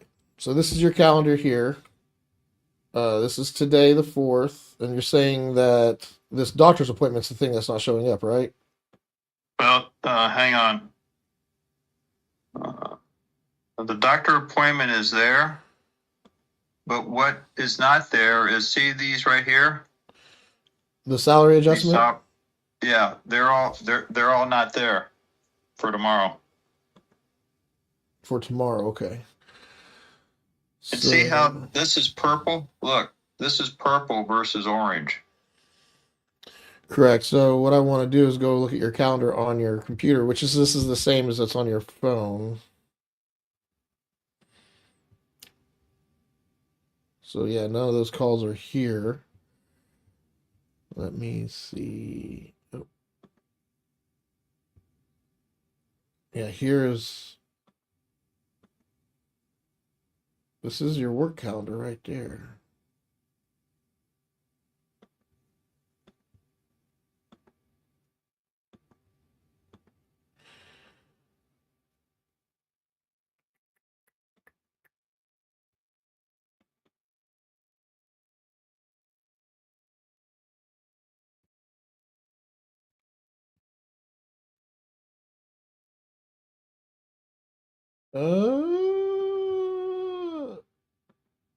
This is really weird.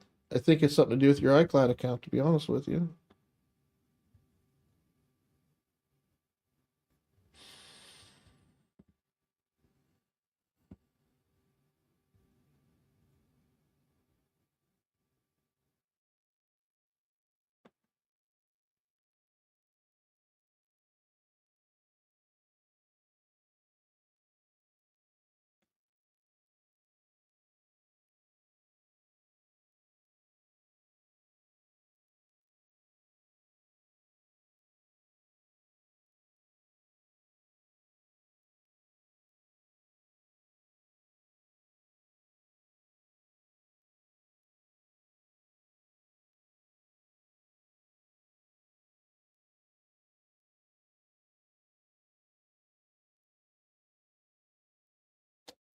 Why am I not seeing your calendar? Well, I'm looking at my settings real quick, Bill, just to see if there's a difference. Yeah, I'm not sure why it's not showing up. That's really odd.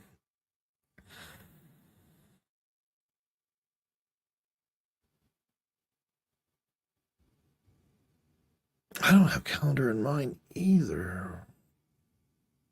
Well, Bill, here's what I'm going to suggest we do.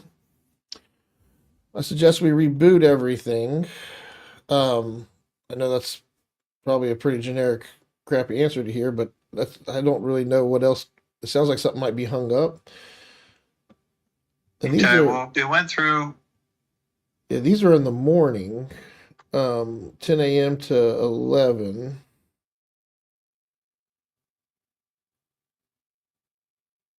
And you invited people on these? Like this has Yeah, and they're on it. accepted?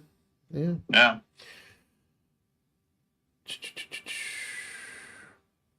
So if you go to Teams, They're there in teams too.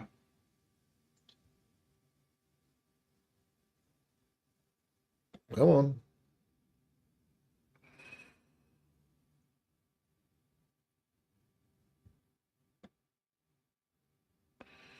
Is that a black screen to you? Yep. Well, Bill, I don't know what the hell's going on. I think your computer's having a meltdown. Maybe let's reboot it. Let's see what your uptime is real quick before we do that. Hell, he hasn't even been running for 24 hours.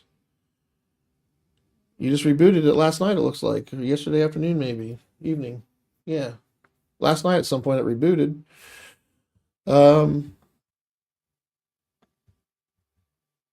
Let's check for any updates, make sure it's fully updated.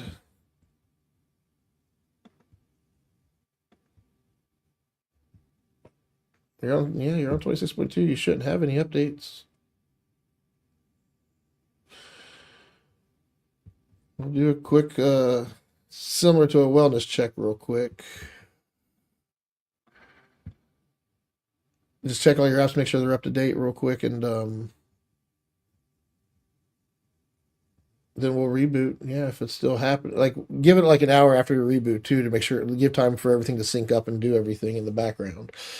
Okay. But it looks like Microsoft has some updates here, so that could be the issue. That could be promising. Well, Outlook's in that list of updates that it's getting. So we'll let these updates go. Okay. Let's see I got to leave here about 12:15. I'll be back later today if it doesn't work, or tomorrow we'll fix it. Just so I can see it on my main calendar. Yeah.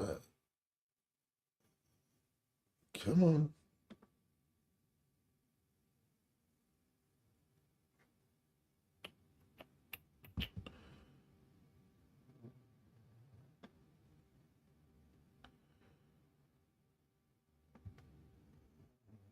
Do you even use Illustrator? You probably don't. Do No. We'll let it update anyway. But yeah. I'm not that pressed about that. We're going to close all these apps. That way you can do your update.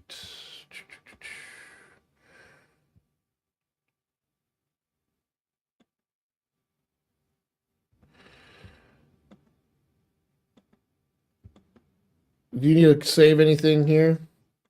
No. Beautiful. So it's installing those two. Do Outlook as well. So you can install that update.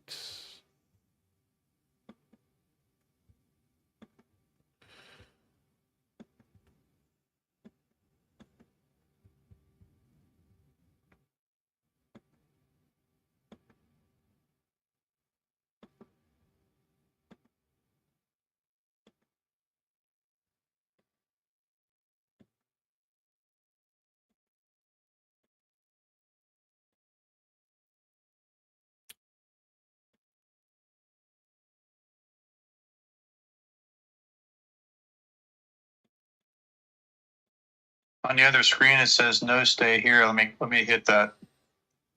Yeah, you can. Okay. Yeah, you can leave that. We're not even talking on the Teams call right now, are we? We are, aren't we? You're talking through your Yeah. computer. Oh, that's going to close our call. Shit. All right. So I'm going to stay on your computer and reboot it, and then yeah, I'll walk away. I'm just going to call you when it's done. Okay. All right. All right. I'll see you. Thanks. Bye.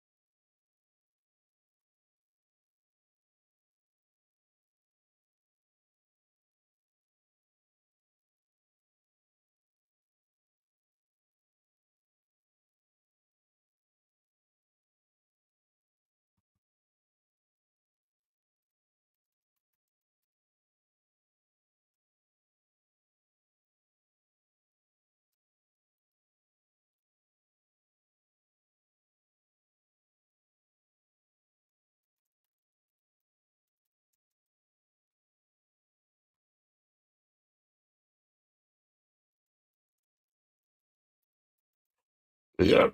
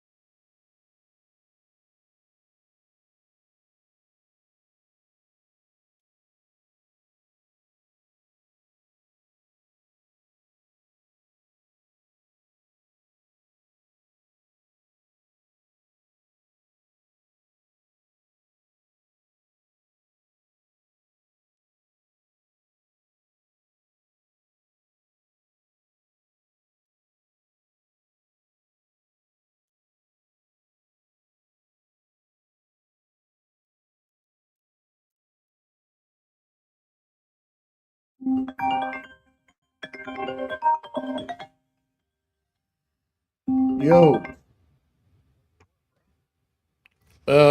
Wanted to ask you about shit. What was it? I was getting ready to call you and ask you about something. Mhm. Um, do you put your kids on payroll at all? Ethan is. And that's because you can pay your kids up to $12,000 a year tax free, right? Don't start repeating internet gossip. I'm not repeating. I'm asking questions. No, you cannot. So a person who is a sole proprietor can pay. Bill Fisher's calling me back. Hold on. I'll call you right back. All right. Yes, sir. Hey, so is it working or is it done or what should I do? Let me get back on your computer. I'm hoping after, like, that's what I said, after wait about an hour, see if everything starts flowing, give it time after the reboot. Have you looked Okay. at Have you looked at it? Has anything changed? Here, let me look at my calendar on my phone here. Hang on. Nothing yet. Yeah, I'm just now getting back on your computer.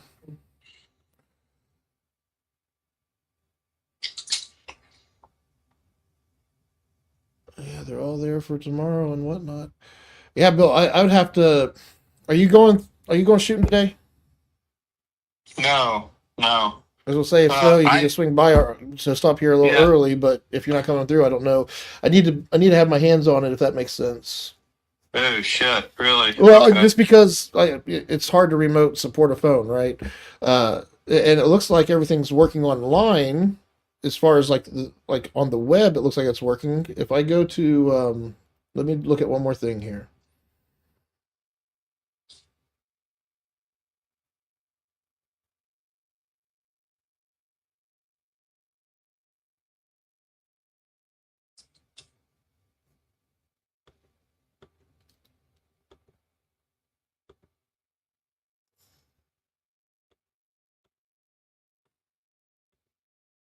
Yeah, we should be able to uncheck all of these and still see all your work stuff.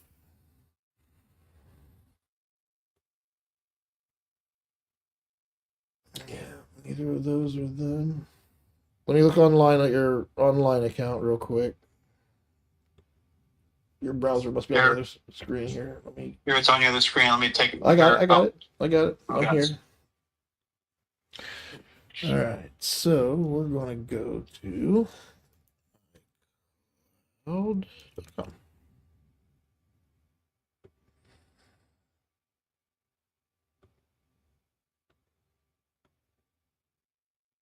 Use your fingerprint there, buddy.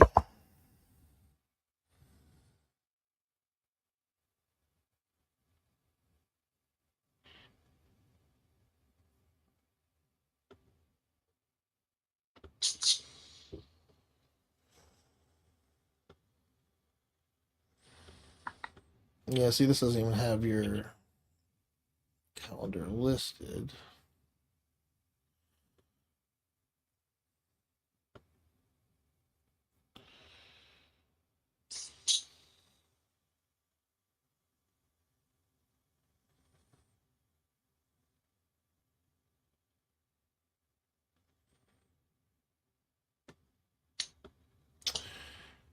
Yeah, this doesn't even show your work calendar online at all. Oh, they must have changed something there. Okay. Yeah, it's weird. I'm not sure why your stuff isn't showing up. I definitely, yeah, I need to, if we need to remove accounts, re-add them and all that stuff, we need to like, that might be quite a chore. If you add something right now to your, let's try this real quick. Let me try one more thing before we go. I don't have a fix for you right now. I'm kind of baffled at the moment. So if we go over here and look at your calendars, we have this listed and we'll hit a new item, a new event for today. Testing. No, that's Thursday. Well, for tomorrow. Okay. But I want this to be on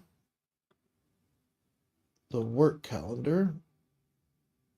Testing.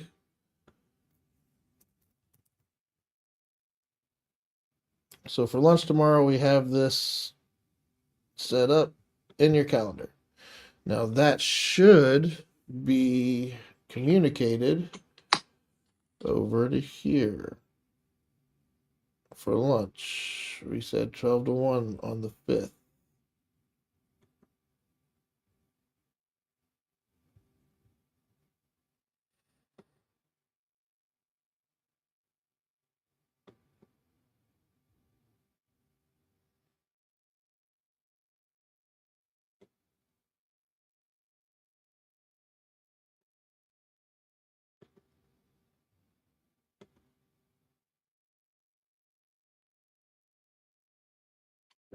You guys had your meeting this morning, right? That's tomorrow still. Oh, yeah. Sorry. And that's project status meeting. I don't even know what that is. It looks like it's your guys' old 9 to 9:30. Yeah, that's an old one. Yeah, is this calendar even right with this calendar at all? No, Because you don't have the Well, that's the salary adjustments. What about the No. NBD meetings? that's real. That's not on here. No, but the rest call is, and that was a Teams call.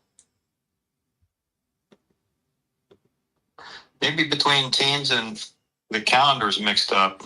Well, They're Microsoft. not syncing. Yeah, Microsoft seems to have it syncing between them, like Outlook and Teams. Those are aligned. Apple's a different platform. I wonder if on your let me look at this real quick. It's almost like you need to update your account settings for that app.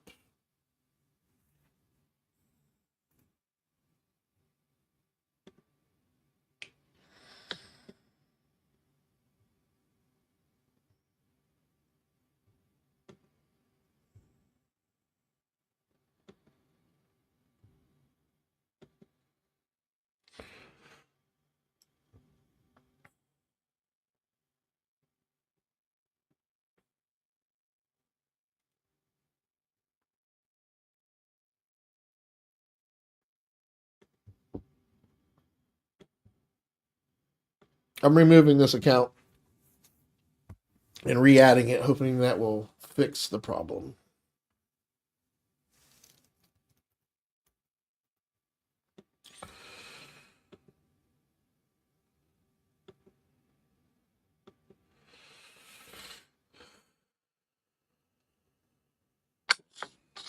Go ahead and type in your Microsoft password there if you don't mind.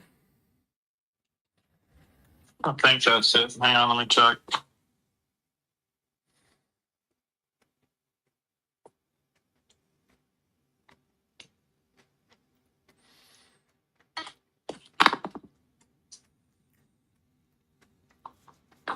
Hang on. No rush.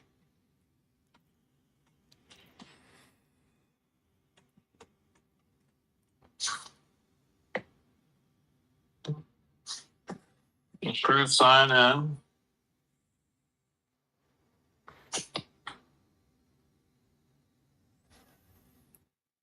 All right. We're not going to do mail because you don't use this mail app at all, do you? No, And do you ever use this calendar app except for on your phone? not really. I just used the I just use the Outlook.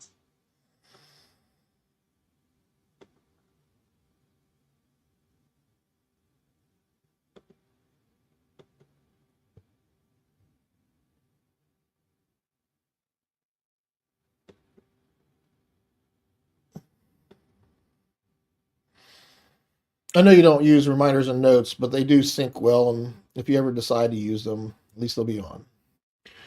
But we don't need to clutter your computer with mail from No. work when you have Outlook. Come on. You can do it. Come on.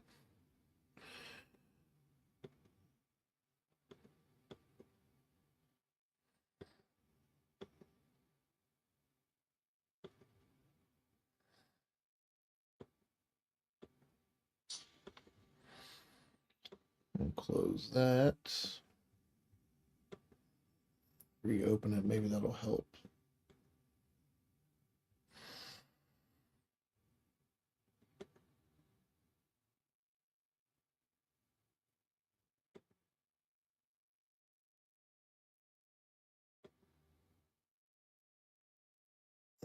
Looks good. I'm going to call this.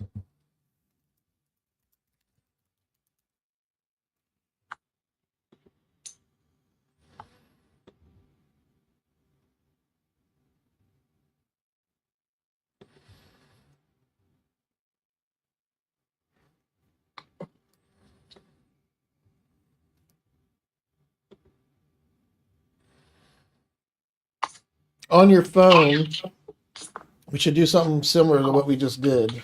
Remove that account and re-add it to your phone. If you can, I want you to go to your phone and you're going to go down to settings. Got it. You're going to go down to apps all the way at the very bottom. Okay.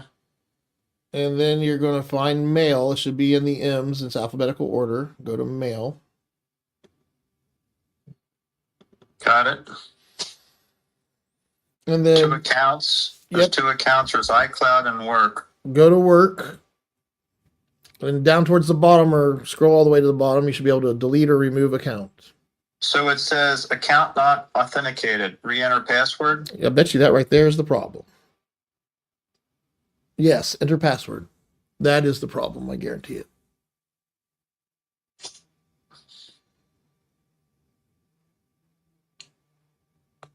It should take you through the steps to authorize and all that good stuff. It's doing it now.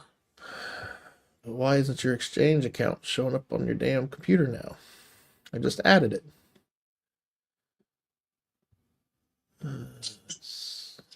This is the world I live in now.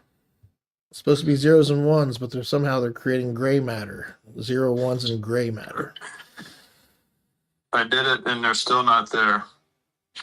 Oh, you removed it, you mean? We have to add it back before they'll show up. So No. I didn't add it back. I just approved the sign-in. Oh, you assign the prove-in, yeah, and it takes time for it to sync. So It's still saying account not authenticated.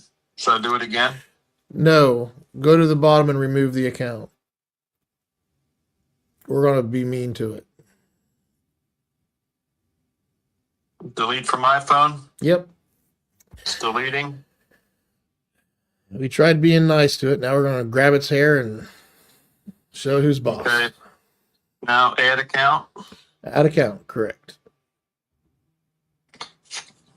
You put my email, right? Yep, just sign in like you normally would.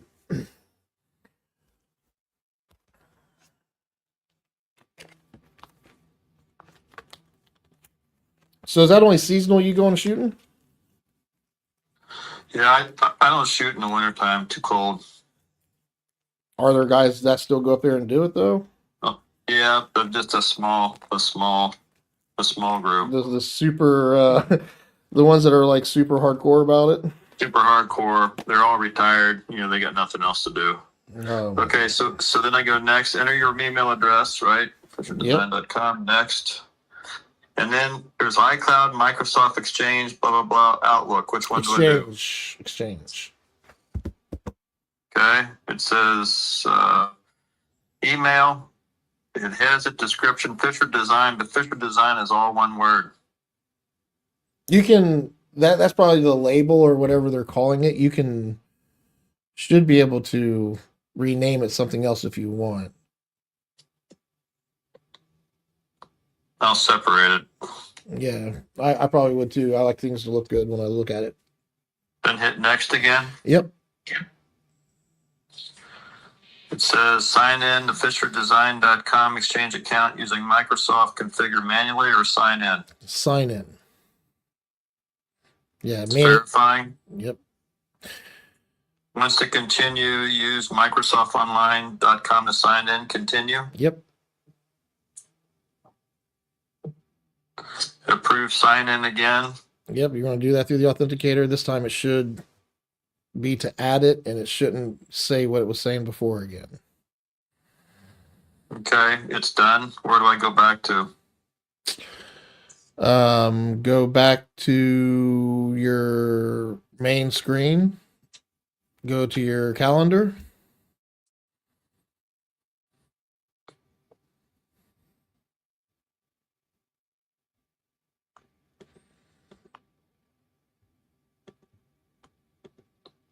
Now, it's not there. Now. Hey, now guess the what? weekly- Guess what? I got it working What? on your computer at least. I think this will fix it on your phone too. Where does it say on your phone? Sorry. Nothing. Um, And also, the weekly NBD meeting at 9 o'clock is now going on Thursday. yeah, it'll come back once the account. Okay. Once it Okay. syncs. So, yeah, just on your computer you can verify that we got those to show up at least, and then on your phone, if you go back to the settings app, and we'll go back to mail, go back to the accounts, and look at that exchange one that we just added, and make sure click on it, make sure it has everything checked. It's got mail, contacts, calendars, reminders, and notes. Uncheck the mail. You don't want all that. You don't use the mail app on your phone, do you? Well, no, this is Fisher Design. It says Fisher Design, mail, contacts, calendars. I should keep that, right? Do you look when you're on your phone in your emailing? Is that from the blue email app from Apple, or are you using the Outlook app from Microsoft? I don't know. Hang on, I have to look. It's the blue one. Yeah, the blue one with a little white envelope on it, right? Oh, yeah. So I just hit that and it said add account, enter your email address. Yeah, because that's the only email address that you use on there. Well, if you have mail checked, is it still checked on that setting screen? Mail? Yeah, but it's asking, it's asking to add an account. Yeah, go ahead and just follow the prompts and add your work. Even though we have mail checked over there, it should have automatically put it over here. But apparently your phone might be going through some. Sounds like everything needs a reboot. Go back to Microsoft Exchange again, right? Yep.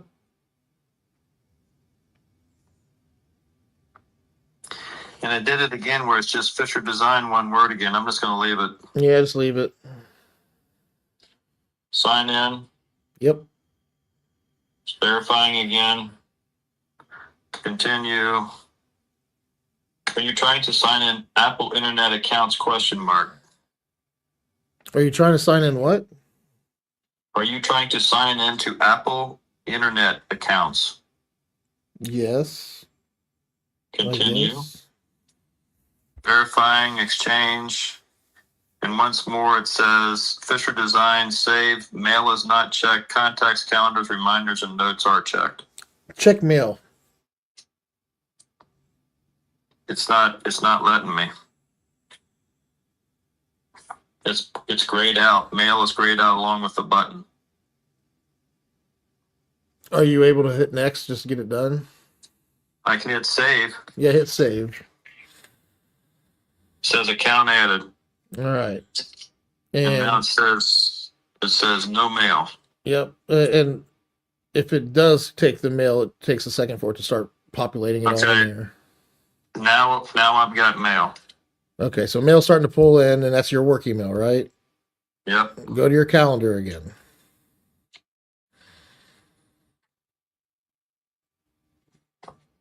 Still nothing. All right, let's give this some time to. Do you know how to restart your phone? Yeah. Yeah, at some point, just hold down the power and volume button until it gives you the option to reboot. Power off, Okay. power it off, Yep. and then power it back on, and let it run for a good half hour to an hour before Okay. we check it, and let's see where we're at then.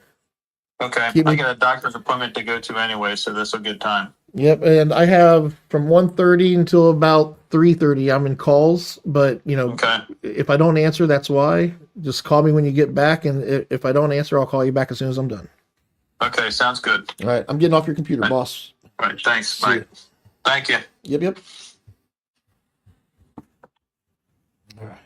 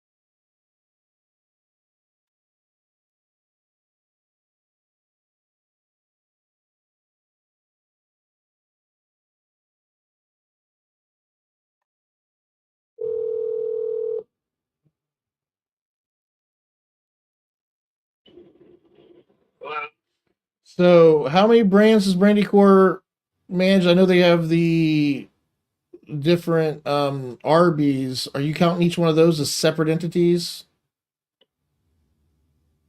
yeah, they get billed separately, but I mean, they're really just Arby's. So Each they're, location gets billed separately. yeah, but Brandy Core doesn't just have Brandy Core and this Arby's franchise, and that's it. I know that there's multiple, and that's something that we need to understand. And on my payment forms, I started asking for EIN and B&D or Duns and Bradstreet numbers. And the reason for this is because we want to be real with the value of the identity and where we're at, and we bill accordingly. Does that make sense? Yeah. I mean, is that over? Is it in your eyes? Is that overstepping, or what do you think?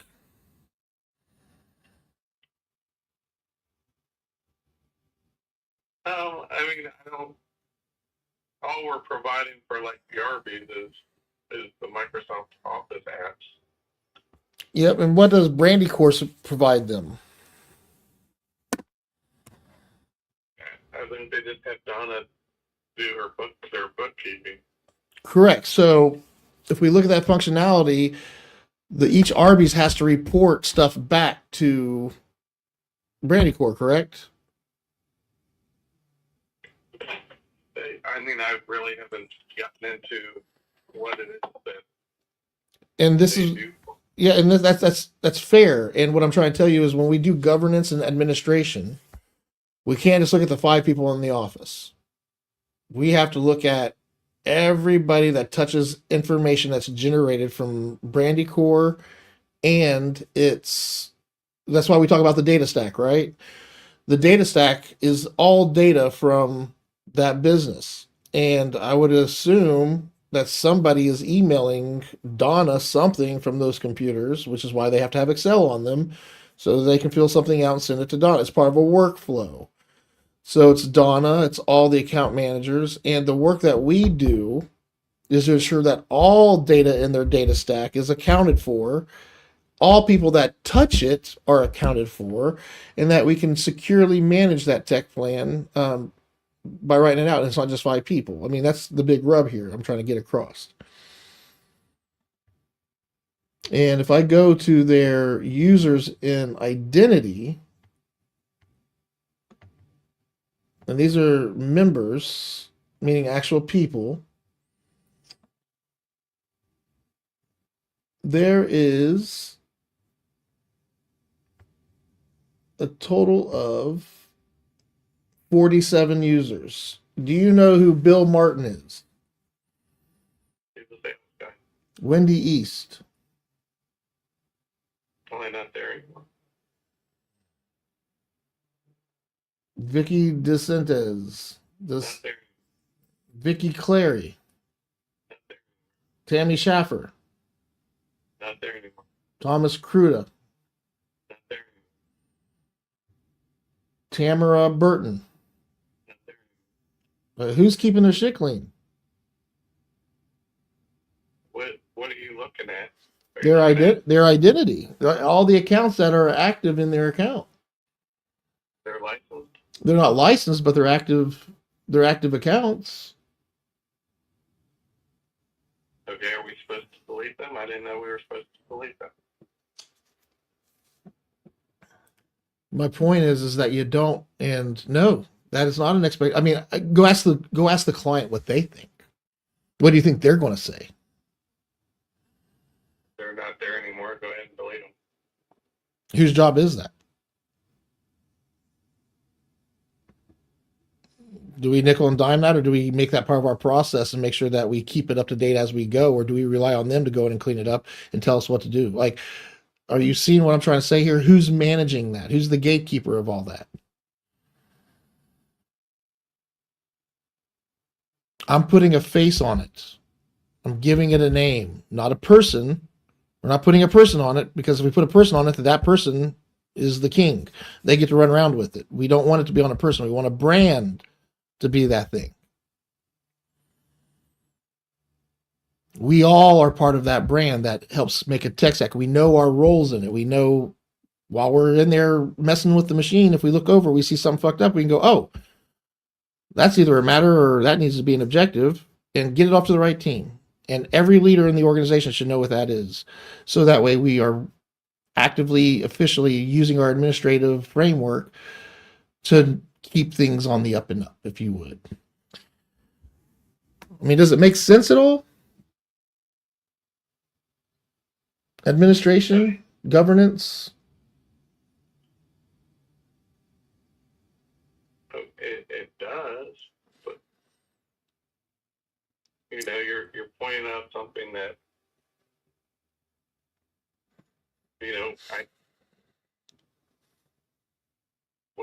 I didn't know that we're supposed to delete them. Are we? Well, Jay, you're not doing anything wrong. You're not hearing me. I'm trying to fill a gap that nobody's even cognizant of. That people should be cognizant of. They think it's being taken care of. But we're reactive only. If we're real with them, you're reactive only. Who's managing their tech stack and their data stack and their security stack? Who's doing all that? And you're going to say, not me, because I don't get paid for it. Exactly. Or am I wrong? I mean, you're not wrong. So all I'm trying to say is, hey, client, to help combat this, we know it's a problem. It's not a Brandycore problem. It's a industry-wide problem.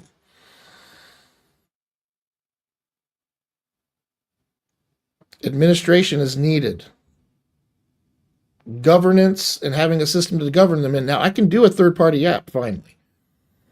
I can build a website where we can get their departments put in there and everything listed, and they can just use our app on their phone and on their computers. They can get to it, and we can create, that's all SharePoint is just like an Oracle page where you can go in and just create lists and pages. Yeah. It's what SAP and all that stuff is for. So what I'm getting at here, Jay, is that we need to look like we are aligned on fighting the enemy. And this is our way of going back, because it's too big of a beast. They can't afford to have you go in there, and they can't afford to shut down. You can't afford to go in there and get cleaned up. We have to implement systems that gets it clean as we work. So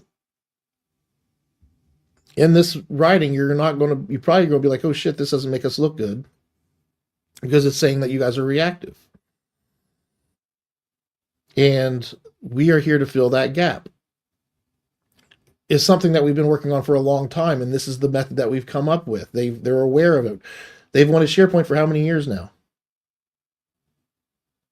We've been talking about it for 4 or 5 years. I had to develop a way that works for them and us, meeting Cincy PCS where they are, meeting the clients where they are. That's what Joseph Sunderman did. He found out a way to close the gap, to give people that enterprise feeling like big corporations do, without breaking the bank, and giving them that confidence, giving them that ability to walk into work and go, oh, this is all we have going on today? Great. This will be an easy day. And if something big does happen, they're not freaked out, because they're already freaked out with all the shit going on. Like, being present and being non-anxious, just being present and prepared to deal with things when it happens. That's what we're bringing. Is there value in that?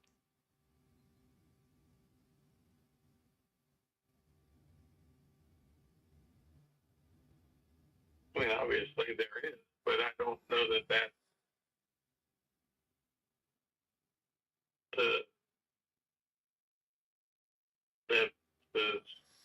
the SharePoint side is the solution for people's reactivity.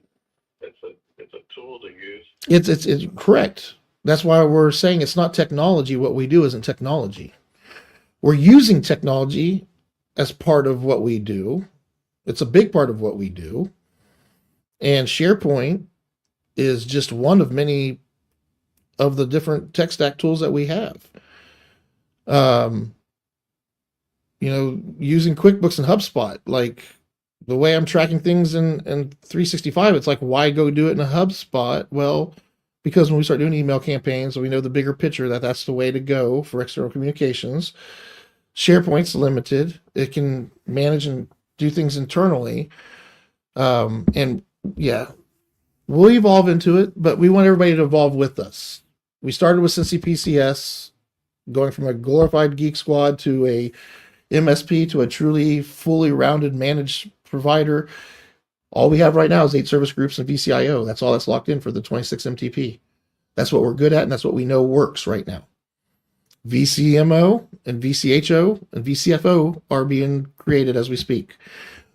Will they all be live during 2020 when 2029 comes around? Probably not. VCMO and VCFO are the 2 top ones that we're working on right now. VCFO will probably be ready before VCMO will be ready, because Navicore is evolving and growing and getting that figured out. So as we evolve and get it figured out and create the systems and the automation that's locked in, we'll take that to the MTP. So right now, VCIO is what they have the 8 service groups, and they're already getting that from you, right? Yep. I mean, for whether they have all of them or not, like, but they're on the ecosystem already. They're already prepped and primed for the MTP to have the governance, because what we're building is built around those 8 service groups. Yeah. The goal is for you to take over the VCIO budget, so that way, Navicore's not getting the whole thing. You get to take over the portion that Joseph Sunderman got to keep. Does that make sense? Yep. Is that agreeable to you? Yeah. So what I want you to do is make it look like, hey, listen, this isn't just a Joseph Navicore thing or an us thing. If you went to another provider, they would start from ground zero and they only get, whatever that provider provides. We are coming through offering them a way to evolve with us, but the budget has to be right. And they see the benefits in it, and basically their email answered it for us. Hey, things are going too slow. We need a proposal so that way we can get things moving properly. And we need to know what that looks like. That's what I saw in that email. And you're going to want to they're going to want to just do the SharePoint migration, because that's how Kate looks at it. And they're going to come to you and say, hey, we just need to do this. And you're going to be like, well, to do it right, we need to have, like, we can move everything into SharePoint, but who's going to manage it from that point forward? Like, if you tell them that you can do it, then you're taking on that responsibility. How are you being paid for it? The VCIO is the best way for us to go forward with it. If you act like there's another option or give them another option, Jay, that's what I'm trying to get you to stop doing. I'm not saying that you were going to do it. I don't want that to happen. I want you to be like, oh, well, if you want us to do the migration, that's exactly what we're trying to do. You want to use SharePoint. This is our way to SharePoint, unless you have another way. No, but I mean, what if they just don't have $1,500 in their budget?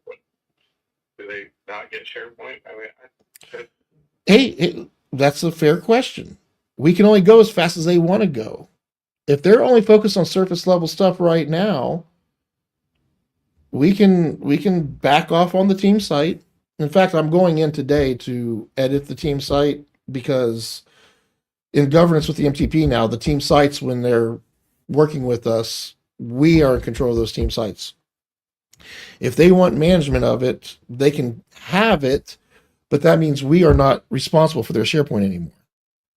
So right now, I'm going to lock it down to where, because I saw Kate was in there messing with stuff on the team site, which is something we want the gatekeeper to eventually have the ability to do, but we have to grow together. And if there's misalignment, which they're not aligned with us yet, they're testing to see if they can just manage it themselves, which is fine if that's what they want to do. But do that with your own site that you create, with your own lists and your own things. If you're not working with us, we'll release the keys and let you take what we built. But while we're here and in talks, no. Don't go in here, please. And that's part of governance, right? Making sure the right people have access to do the things that need to be done. And and we leave Microsoft wide open. It's all defaults. Even right now, they're all defaulted. The very first thing we do with governance is we lock down the sites that we create, and they're just not there yet. I'm thinking about doing that just to get them properly governed for the onboarding process, if that makes sense. I'm going to give him a call about 2:30. Are you wanting to be on that call? Did you text me back? Yeah, you did. Yeah. So I'll probably call you first and then call him because he just said call, so I'm just going to call. Do you want me to review the email with you or anything before I call him? Do you have an email? I'm literally working. I'm trying to get it done now. Yeah, you could just, so I'm on the same page, that'd be great. Yeah, let me get this finished and give you a call. Let's see.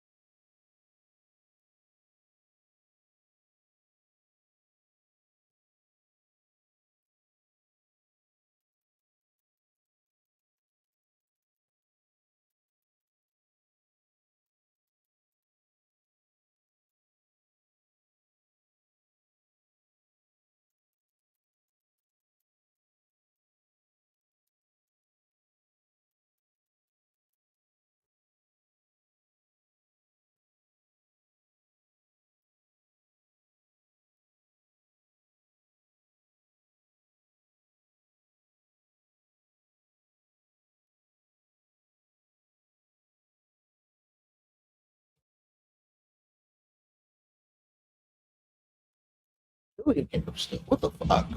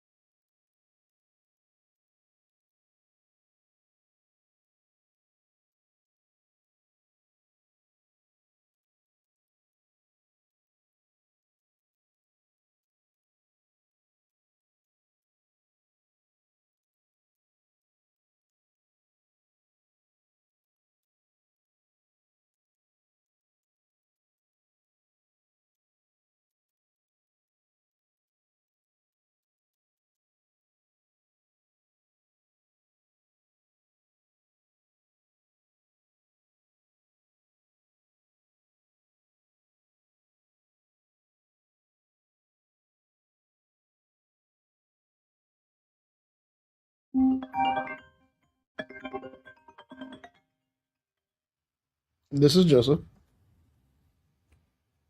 Hello? Hello. Good afternoon. My name's Emma. I'm calling from the Senior Resource Center about the benefit card we mailed you on the new state regulated plan that helps with outstanding.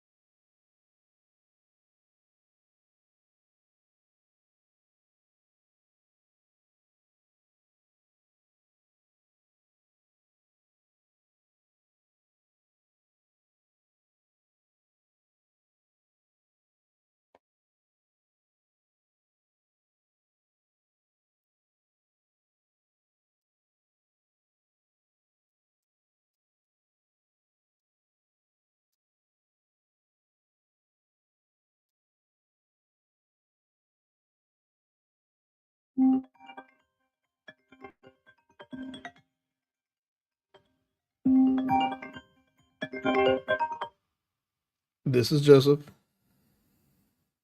Hey, Joseph, it's Brock over at Arsenal. How you been, man? Good. How you doing? Hey, not too bad. I appreciate you asking. I wanted to get back to you. It's been a while. I don't know if Arsenal rings a bell to you at all. We're not doing any cold calling anytime soon. We got so much on our plate. Yeah, we're unfortunately right now we're good. Yeah, and I was actually calling about something else too. We've kind of already found a partner in Cincy to work with on the cold calling side, but I was calling because we launched our proprietary CRM software. So I was giving you a call kind of about that. Didn't know if there might be a chance to kind of showcase our CRM. We do things a little bit differently. We don't charge, per user. It's just one flat fee. Customize, everything from their logos on there to your dashboards. But some cool stuff that we're doing now. And didn't know if there was time to connect you, hop on a screen share, and check this out. Well, you're a competitor, my guy. Oh, is that what you guys do too? Well, Didn't we think that's something you do. we build everybody's infrastructure using SharePoint. Like, why go buy a custom CRM that like with SharePoint and Microsoft? You can if you're qualified to know how to build in 365. That's the thing, is finding people that can do that, right? But we build everything in 365, and they all interlocked with each other, like their device management with their internal sales and or their sales externally versus their operations internally, and like everything's connected, and we're building apps. Like, yeah, CRMs Okay. are good for small. Yeah. Anyway, Yeah. we're building full operating models include CRM capabilities. So we're not direct competitors by any means, but we Yeah. we provide that. So that would probably be problematic to introduce that to our tech stack. Yeah.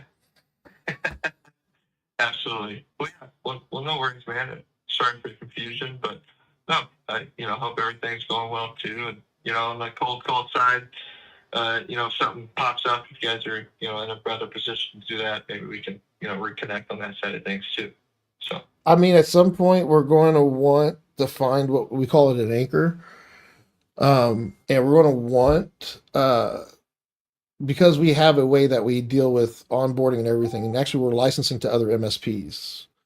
oh, And when we get to doing our VCMO, so I have a director now that's going to be doing logos, basically brand guidelines. nice. Every business should have a set of brand guidelines.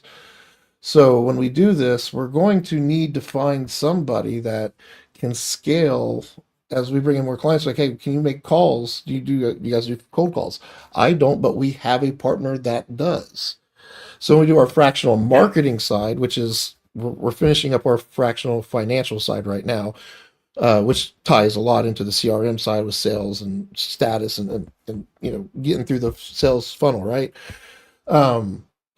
So that side's all being handled right now through that side of it. But we're going to be looking for partners, and we redo things every 3 years. So we just started the 26 master tech plan.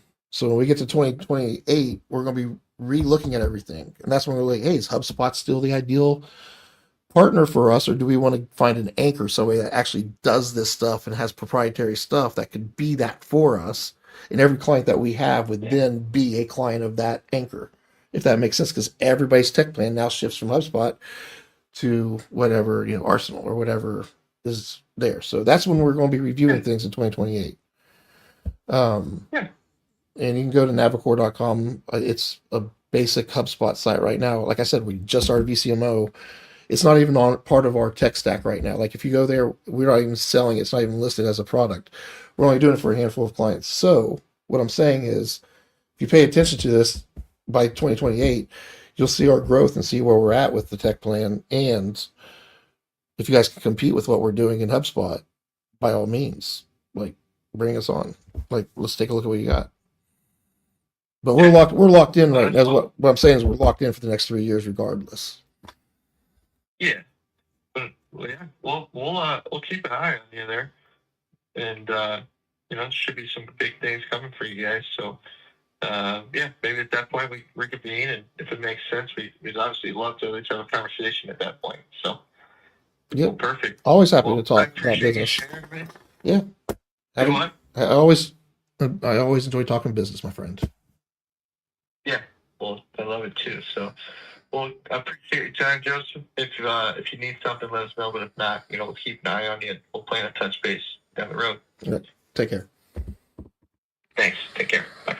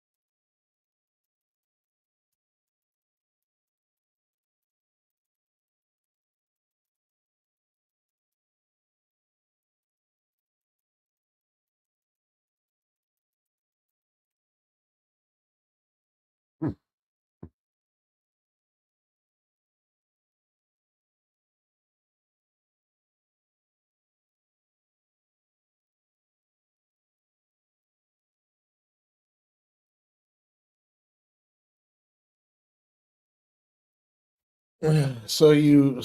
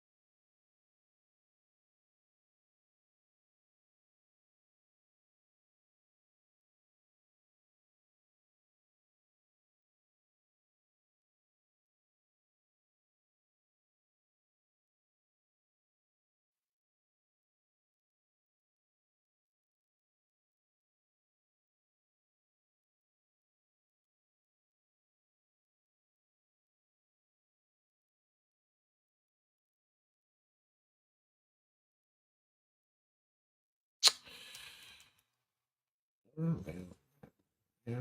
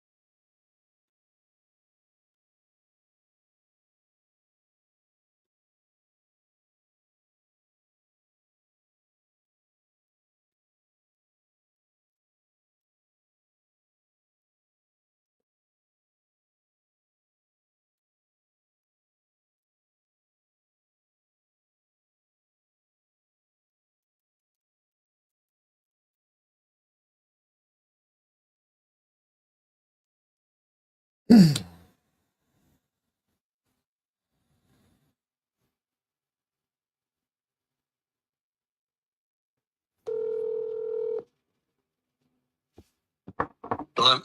You got your desk? Yep. All right, pull up your email real quick.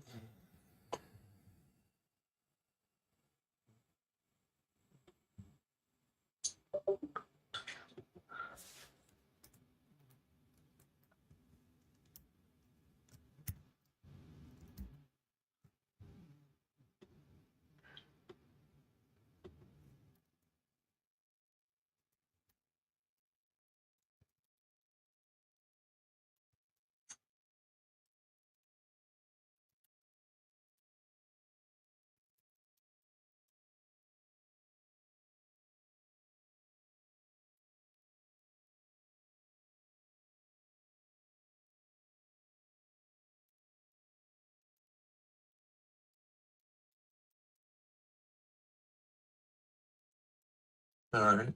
So are you going to send that to Matt and then wait for a response, or you? Well, I'm going to include. I'm working on the. There's a letter of authorization that he'll need to sign, and there's a payment form that he needs to sign. The LOA letter puts it to where there's a business and a gatekeeper. So who's the business address, blah blah blah blah blah information. Who's the gatekeeper, blah blah blah information. Who's Navicor representative working with the tech plan that's responsible for the tech plan, the VCIO that lists myself, and then there's an option for the licensed authorized MTP provider. You'll be listed there. So it's your account. You're providing the 8 service groups. We're just coming in as the VCIO. That's our responsibility. And it clearly defines that you're responsible for the tech stack and its day-to-day operations and matters. We're coming in responsible for the objectives and making sure the admin pipeline. And you are taking on that role to you're in training. And the way I want you to approach this is you're telling Matt and everybody this is something that you can do. This is, we will bill you nickel and dime you for getting, you tell us what to do, we'll do it. But we're just reactive. We want to give SharePoint and training.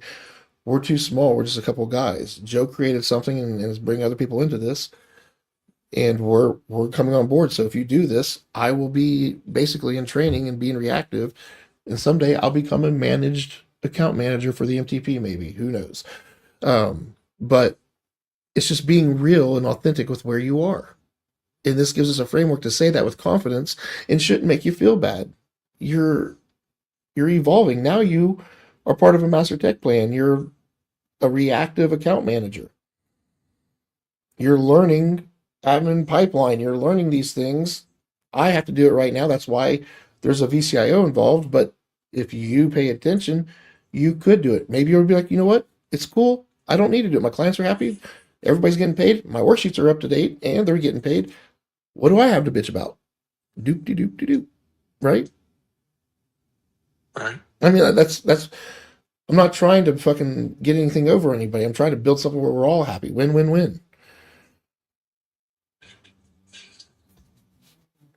Okay. Yeah. So, you're gonna put this together, send it to him, and then are you calling him, or are you gonna wait for a response? Well, I'm going to call them and just be, hey, listen, being real with where we are, we're not great at proposals and marketing and sale. That's something we're working towards ourselves.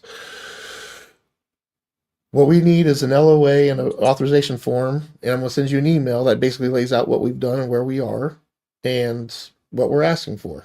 So if you agree to it, you fill out these 2 forms, you're done.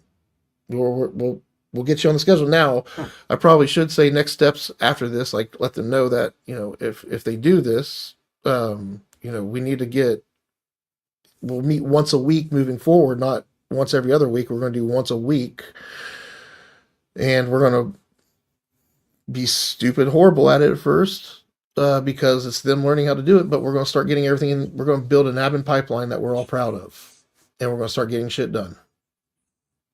lay the roadmap, start knocking shit out. And that's what I'm trying to say, Jay. We just have to practice. We're doing it with Anne Marie. How the wellness checks go today? That went great. Don is tomorrow. I haven't got a hold of Ben yet. But yeah, I mean, we created a plan, we're executing it. And now that we'll just get better and better at wellness checks. Now, did he update the document to say, yeah, I did this and this, and this, or did he just wing it? I know he had it up. Yeah, then he probably used it. So that's fucking awesome, man. I don't even know where the fuck I stored it right now. I'm hoping it's in a decent. No, we stored it on their site, right?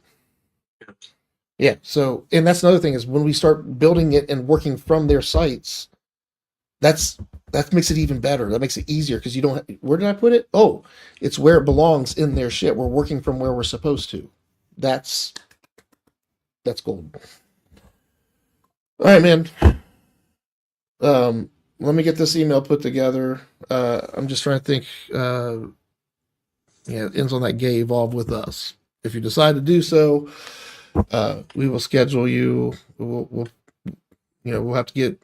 Yeah, I think it's pretty obvious what next steps are. We discuss that after if they have any questions and after they review the shit. All right. Bye.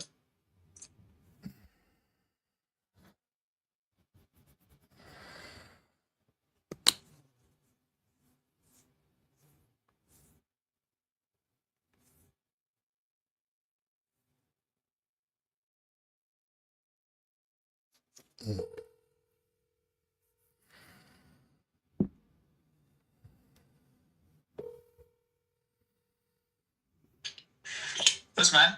Hey, Matt, this is Joseph. Hey, Jason. What's going on, man? Hey, just real quick, I'm going to send you off an email today.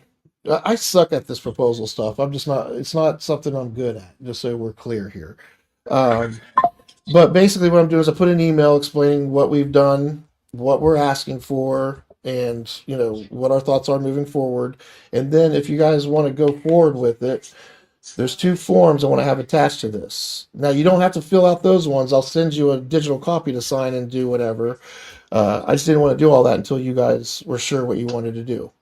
So Sure. if you guys are like, yeah, let's just get this done and move forward, I'll send you the 2 documents pre-filled out. All you gotta do is click, click, click, and they're signed.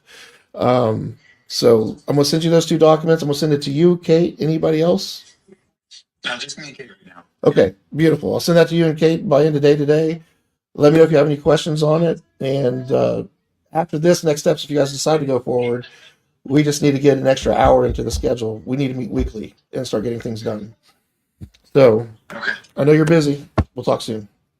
All right. All Thanks. right, bye. See ya.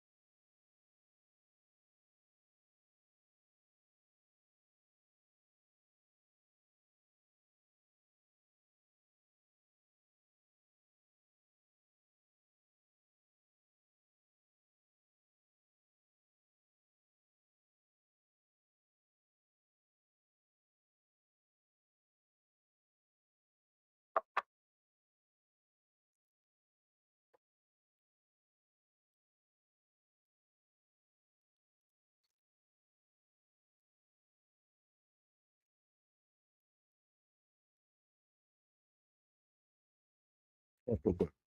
Real quick.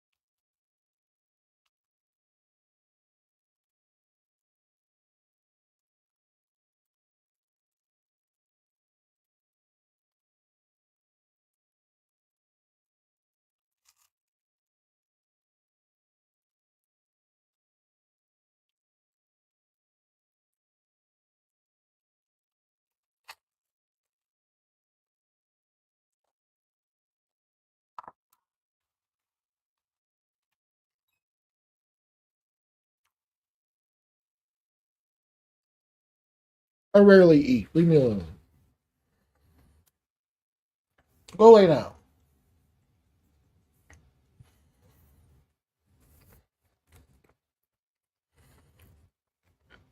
Act like I don't feed you.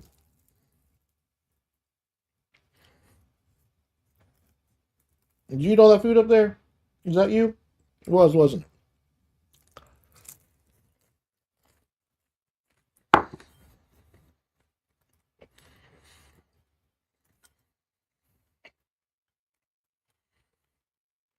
Oh yeah. That's why we lose the weight right here. No carbonation here.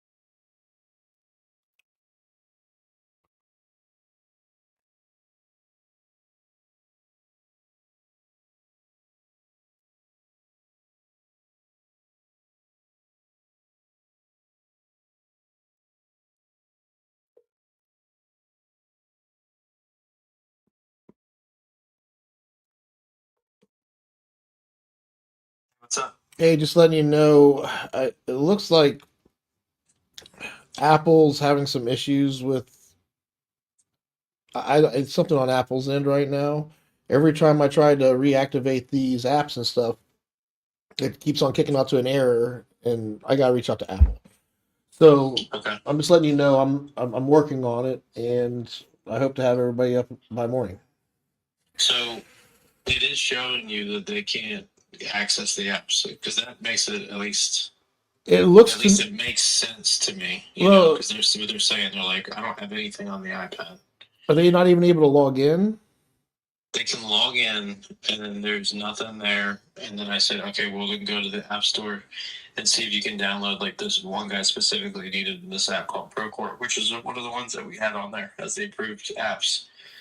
And like, I can't do it. It won't let me download anything. Yeah, they're all saying unassigned, and when I go in Correct. and try to add them to a subscription, I get kicked out with an error. And so what happened, I guess, when they canceled that card, that was what was on file here.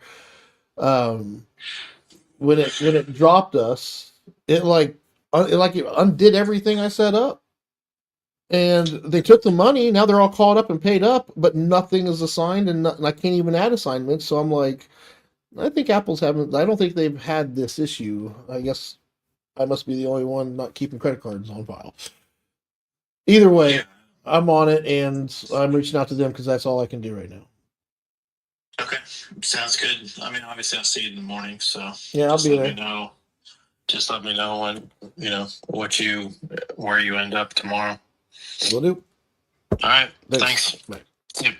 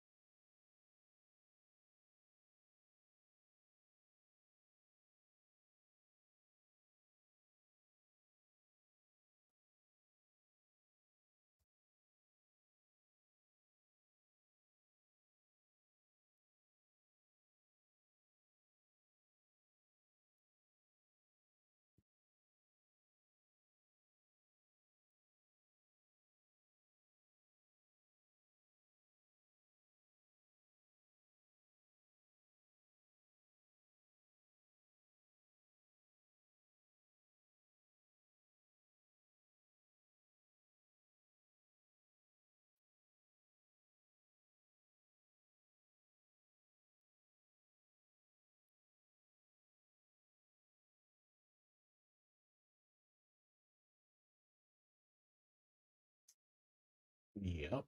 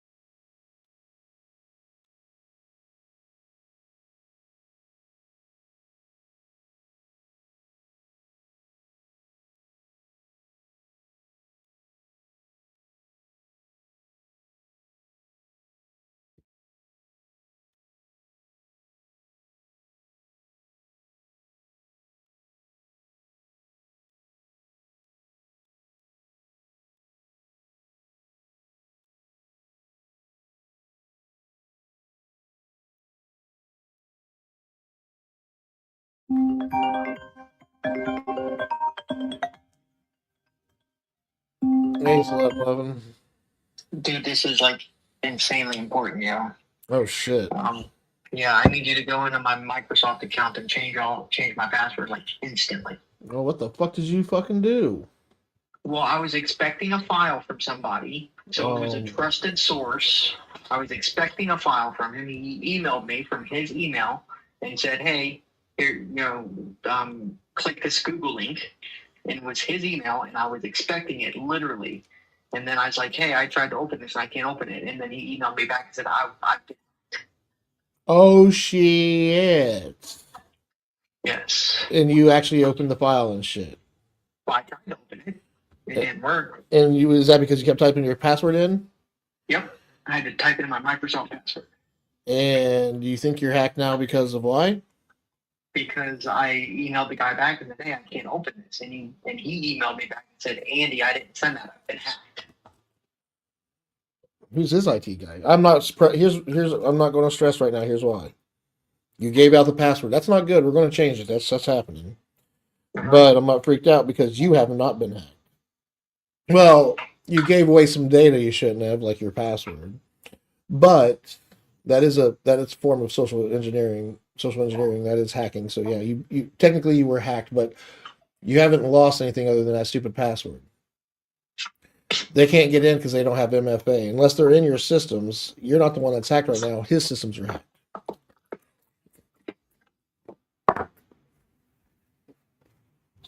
You had me concerned for a second.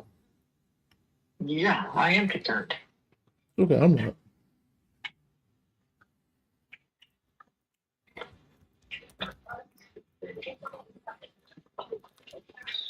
I don't even know where to go to change my password.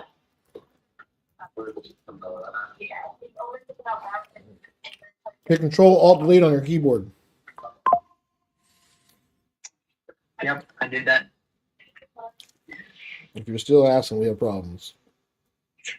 Well, no, but I have to change it on Microsoft. If you want to change it, that I'm in here getting ready to change it to where you're gonna have to do this again anyway. If you do it right now, we're done.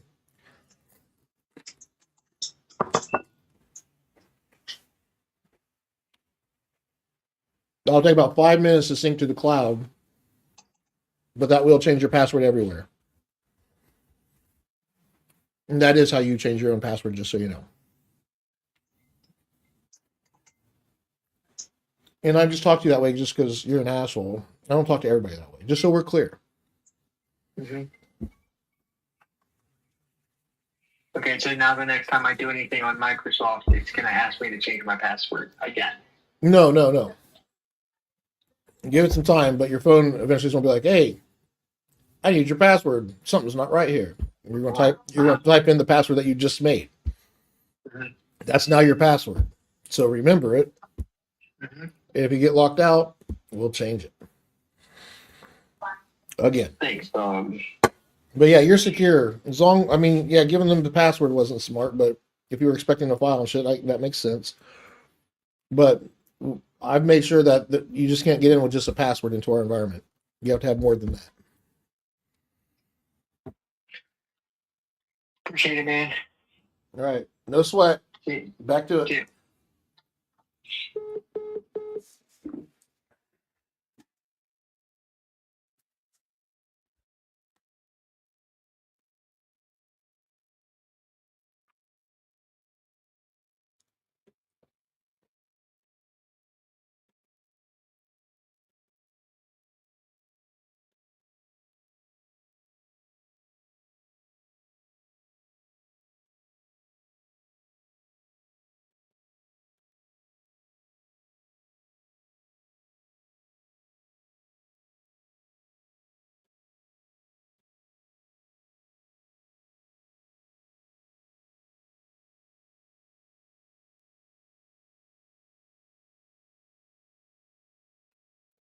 Yeah.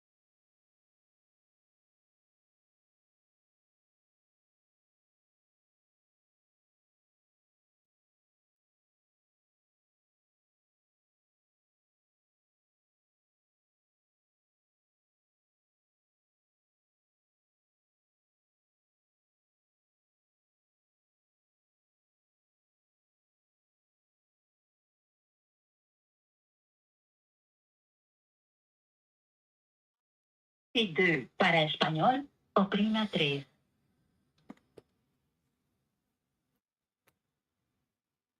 For enrollment issues, press 1. For technical support, press 2. Calls are recorded for evaluation to train personnel and improve contact center technologies. Let me get you to an advisor. Please hold for an Apple support advisor. While you wait, you can choose to listen to some music. For modern popular music, press 1. For classical, 2. For jazz, 3. Or for silence, press 4.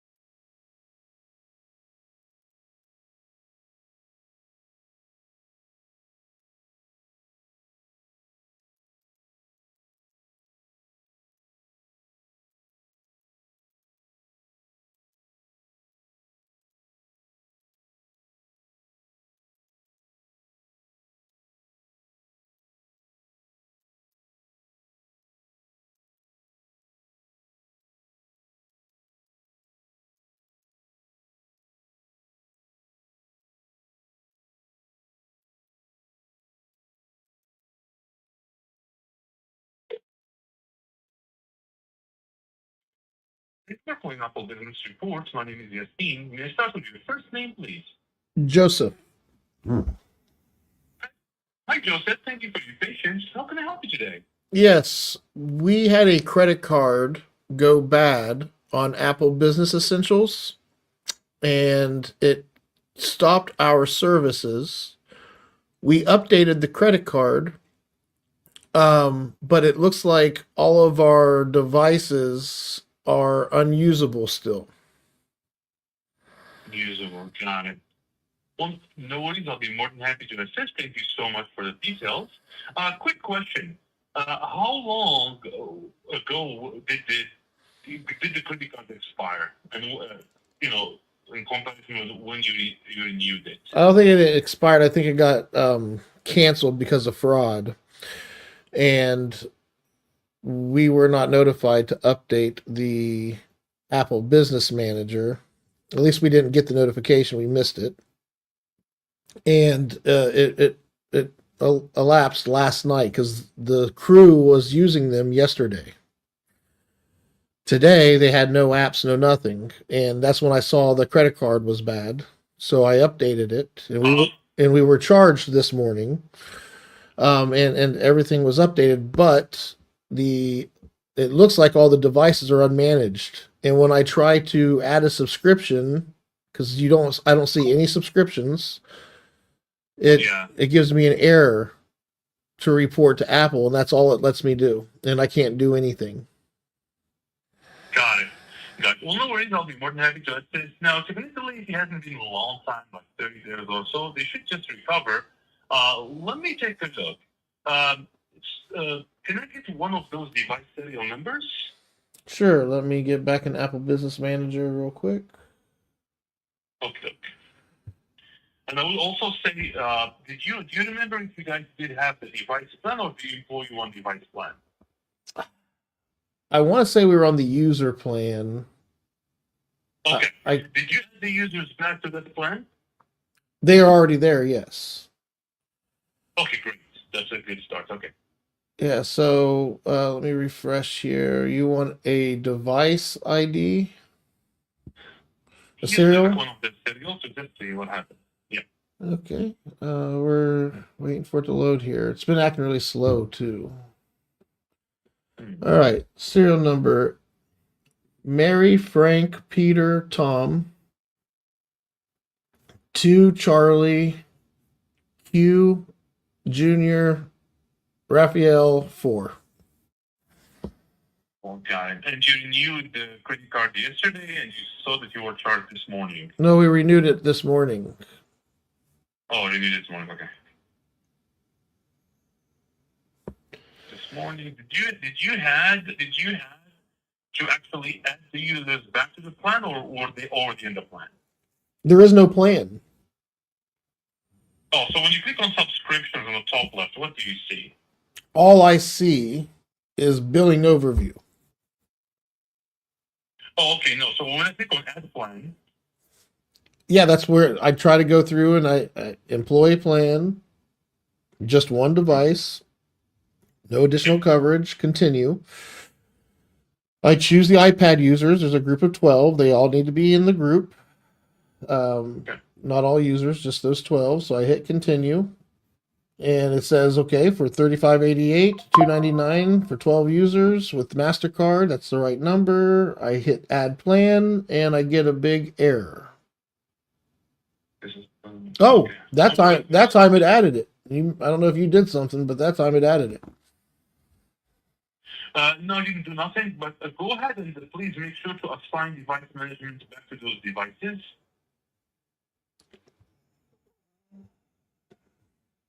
So you will just go to devices and just assign them back to Apple Business Essentials. Yeah, I got to do this to all of them. I'm confirm, yes. Yeah.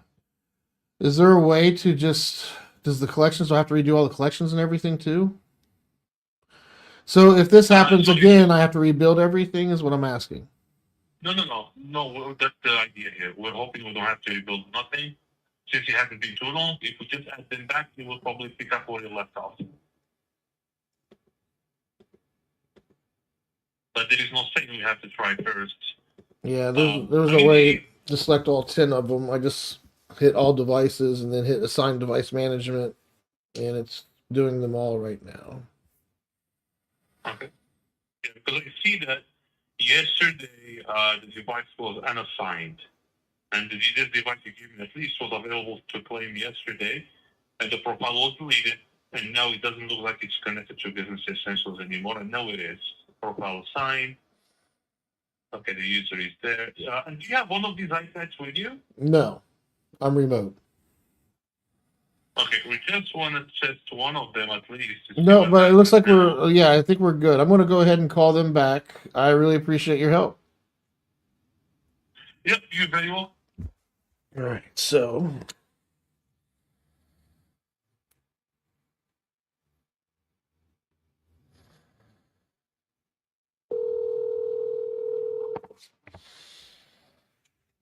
Hey, I think they're good. you think you got it fixed? I do. It might take some time for things to propagate, but I don't know if Sam's there. Have him open his or something. But everything I'll should be loading. I'll call. There's one guy that's pretty savvy with them, so I'll call him and I'll just see. I'll ask him if he's got anything on his end, and then I'll text you back.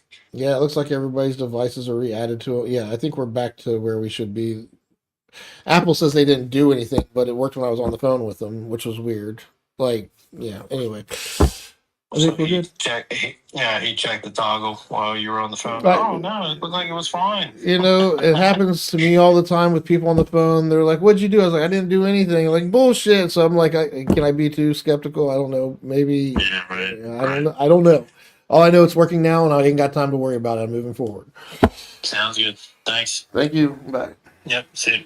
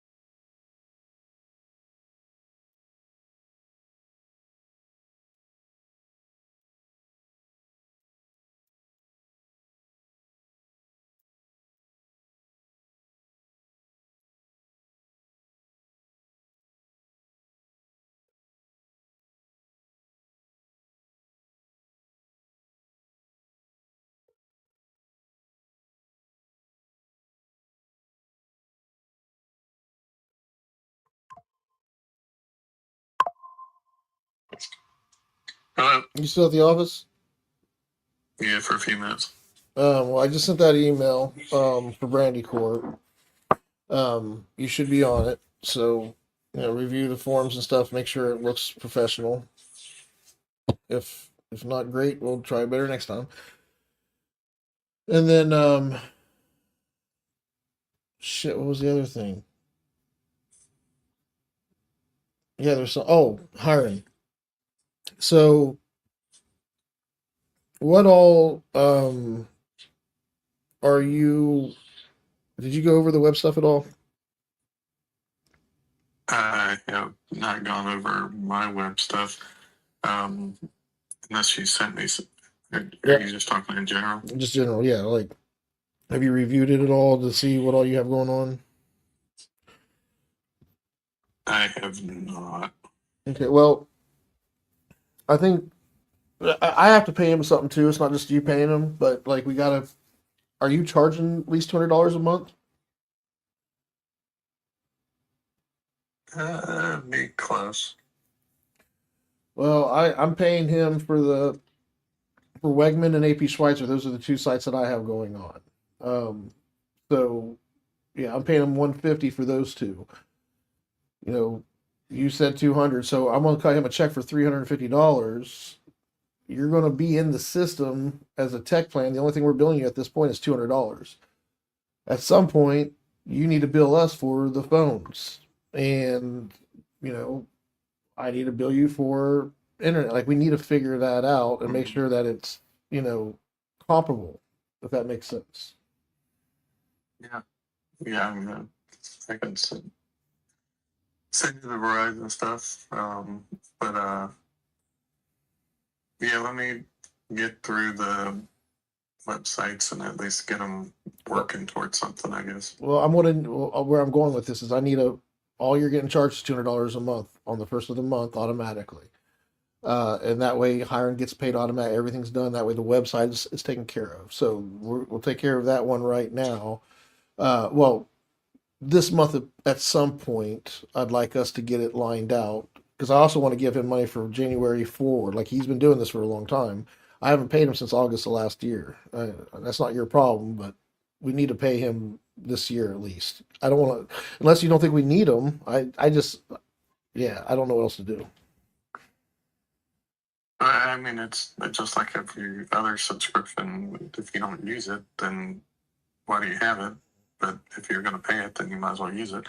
So we just have to use it. Well, we got to make sure we're managing our shit properly too. Yeah, so that's just where we are. That's all I had to go over with you. I'll talk to you. If not tomorrow, we'll probably be next week. So have a good one. Okay. Thanks. Bye. Yeah, and all you out there, listens ups, listens on the ups. Of course, Facebook's having problems. Who isn't having problems? Everybody's having problems. But I'm peacing the fuck out. Keep it heavy. Keep it real. Until next time.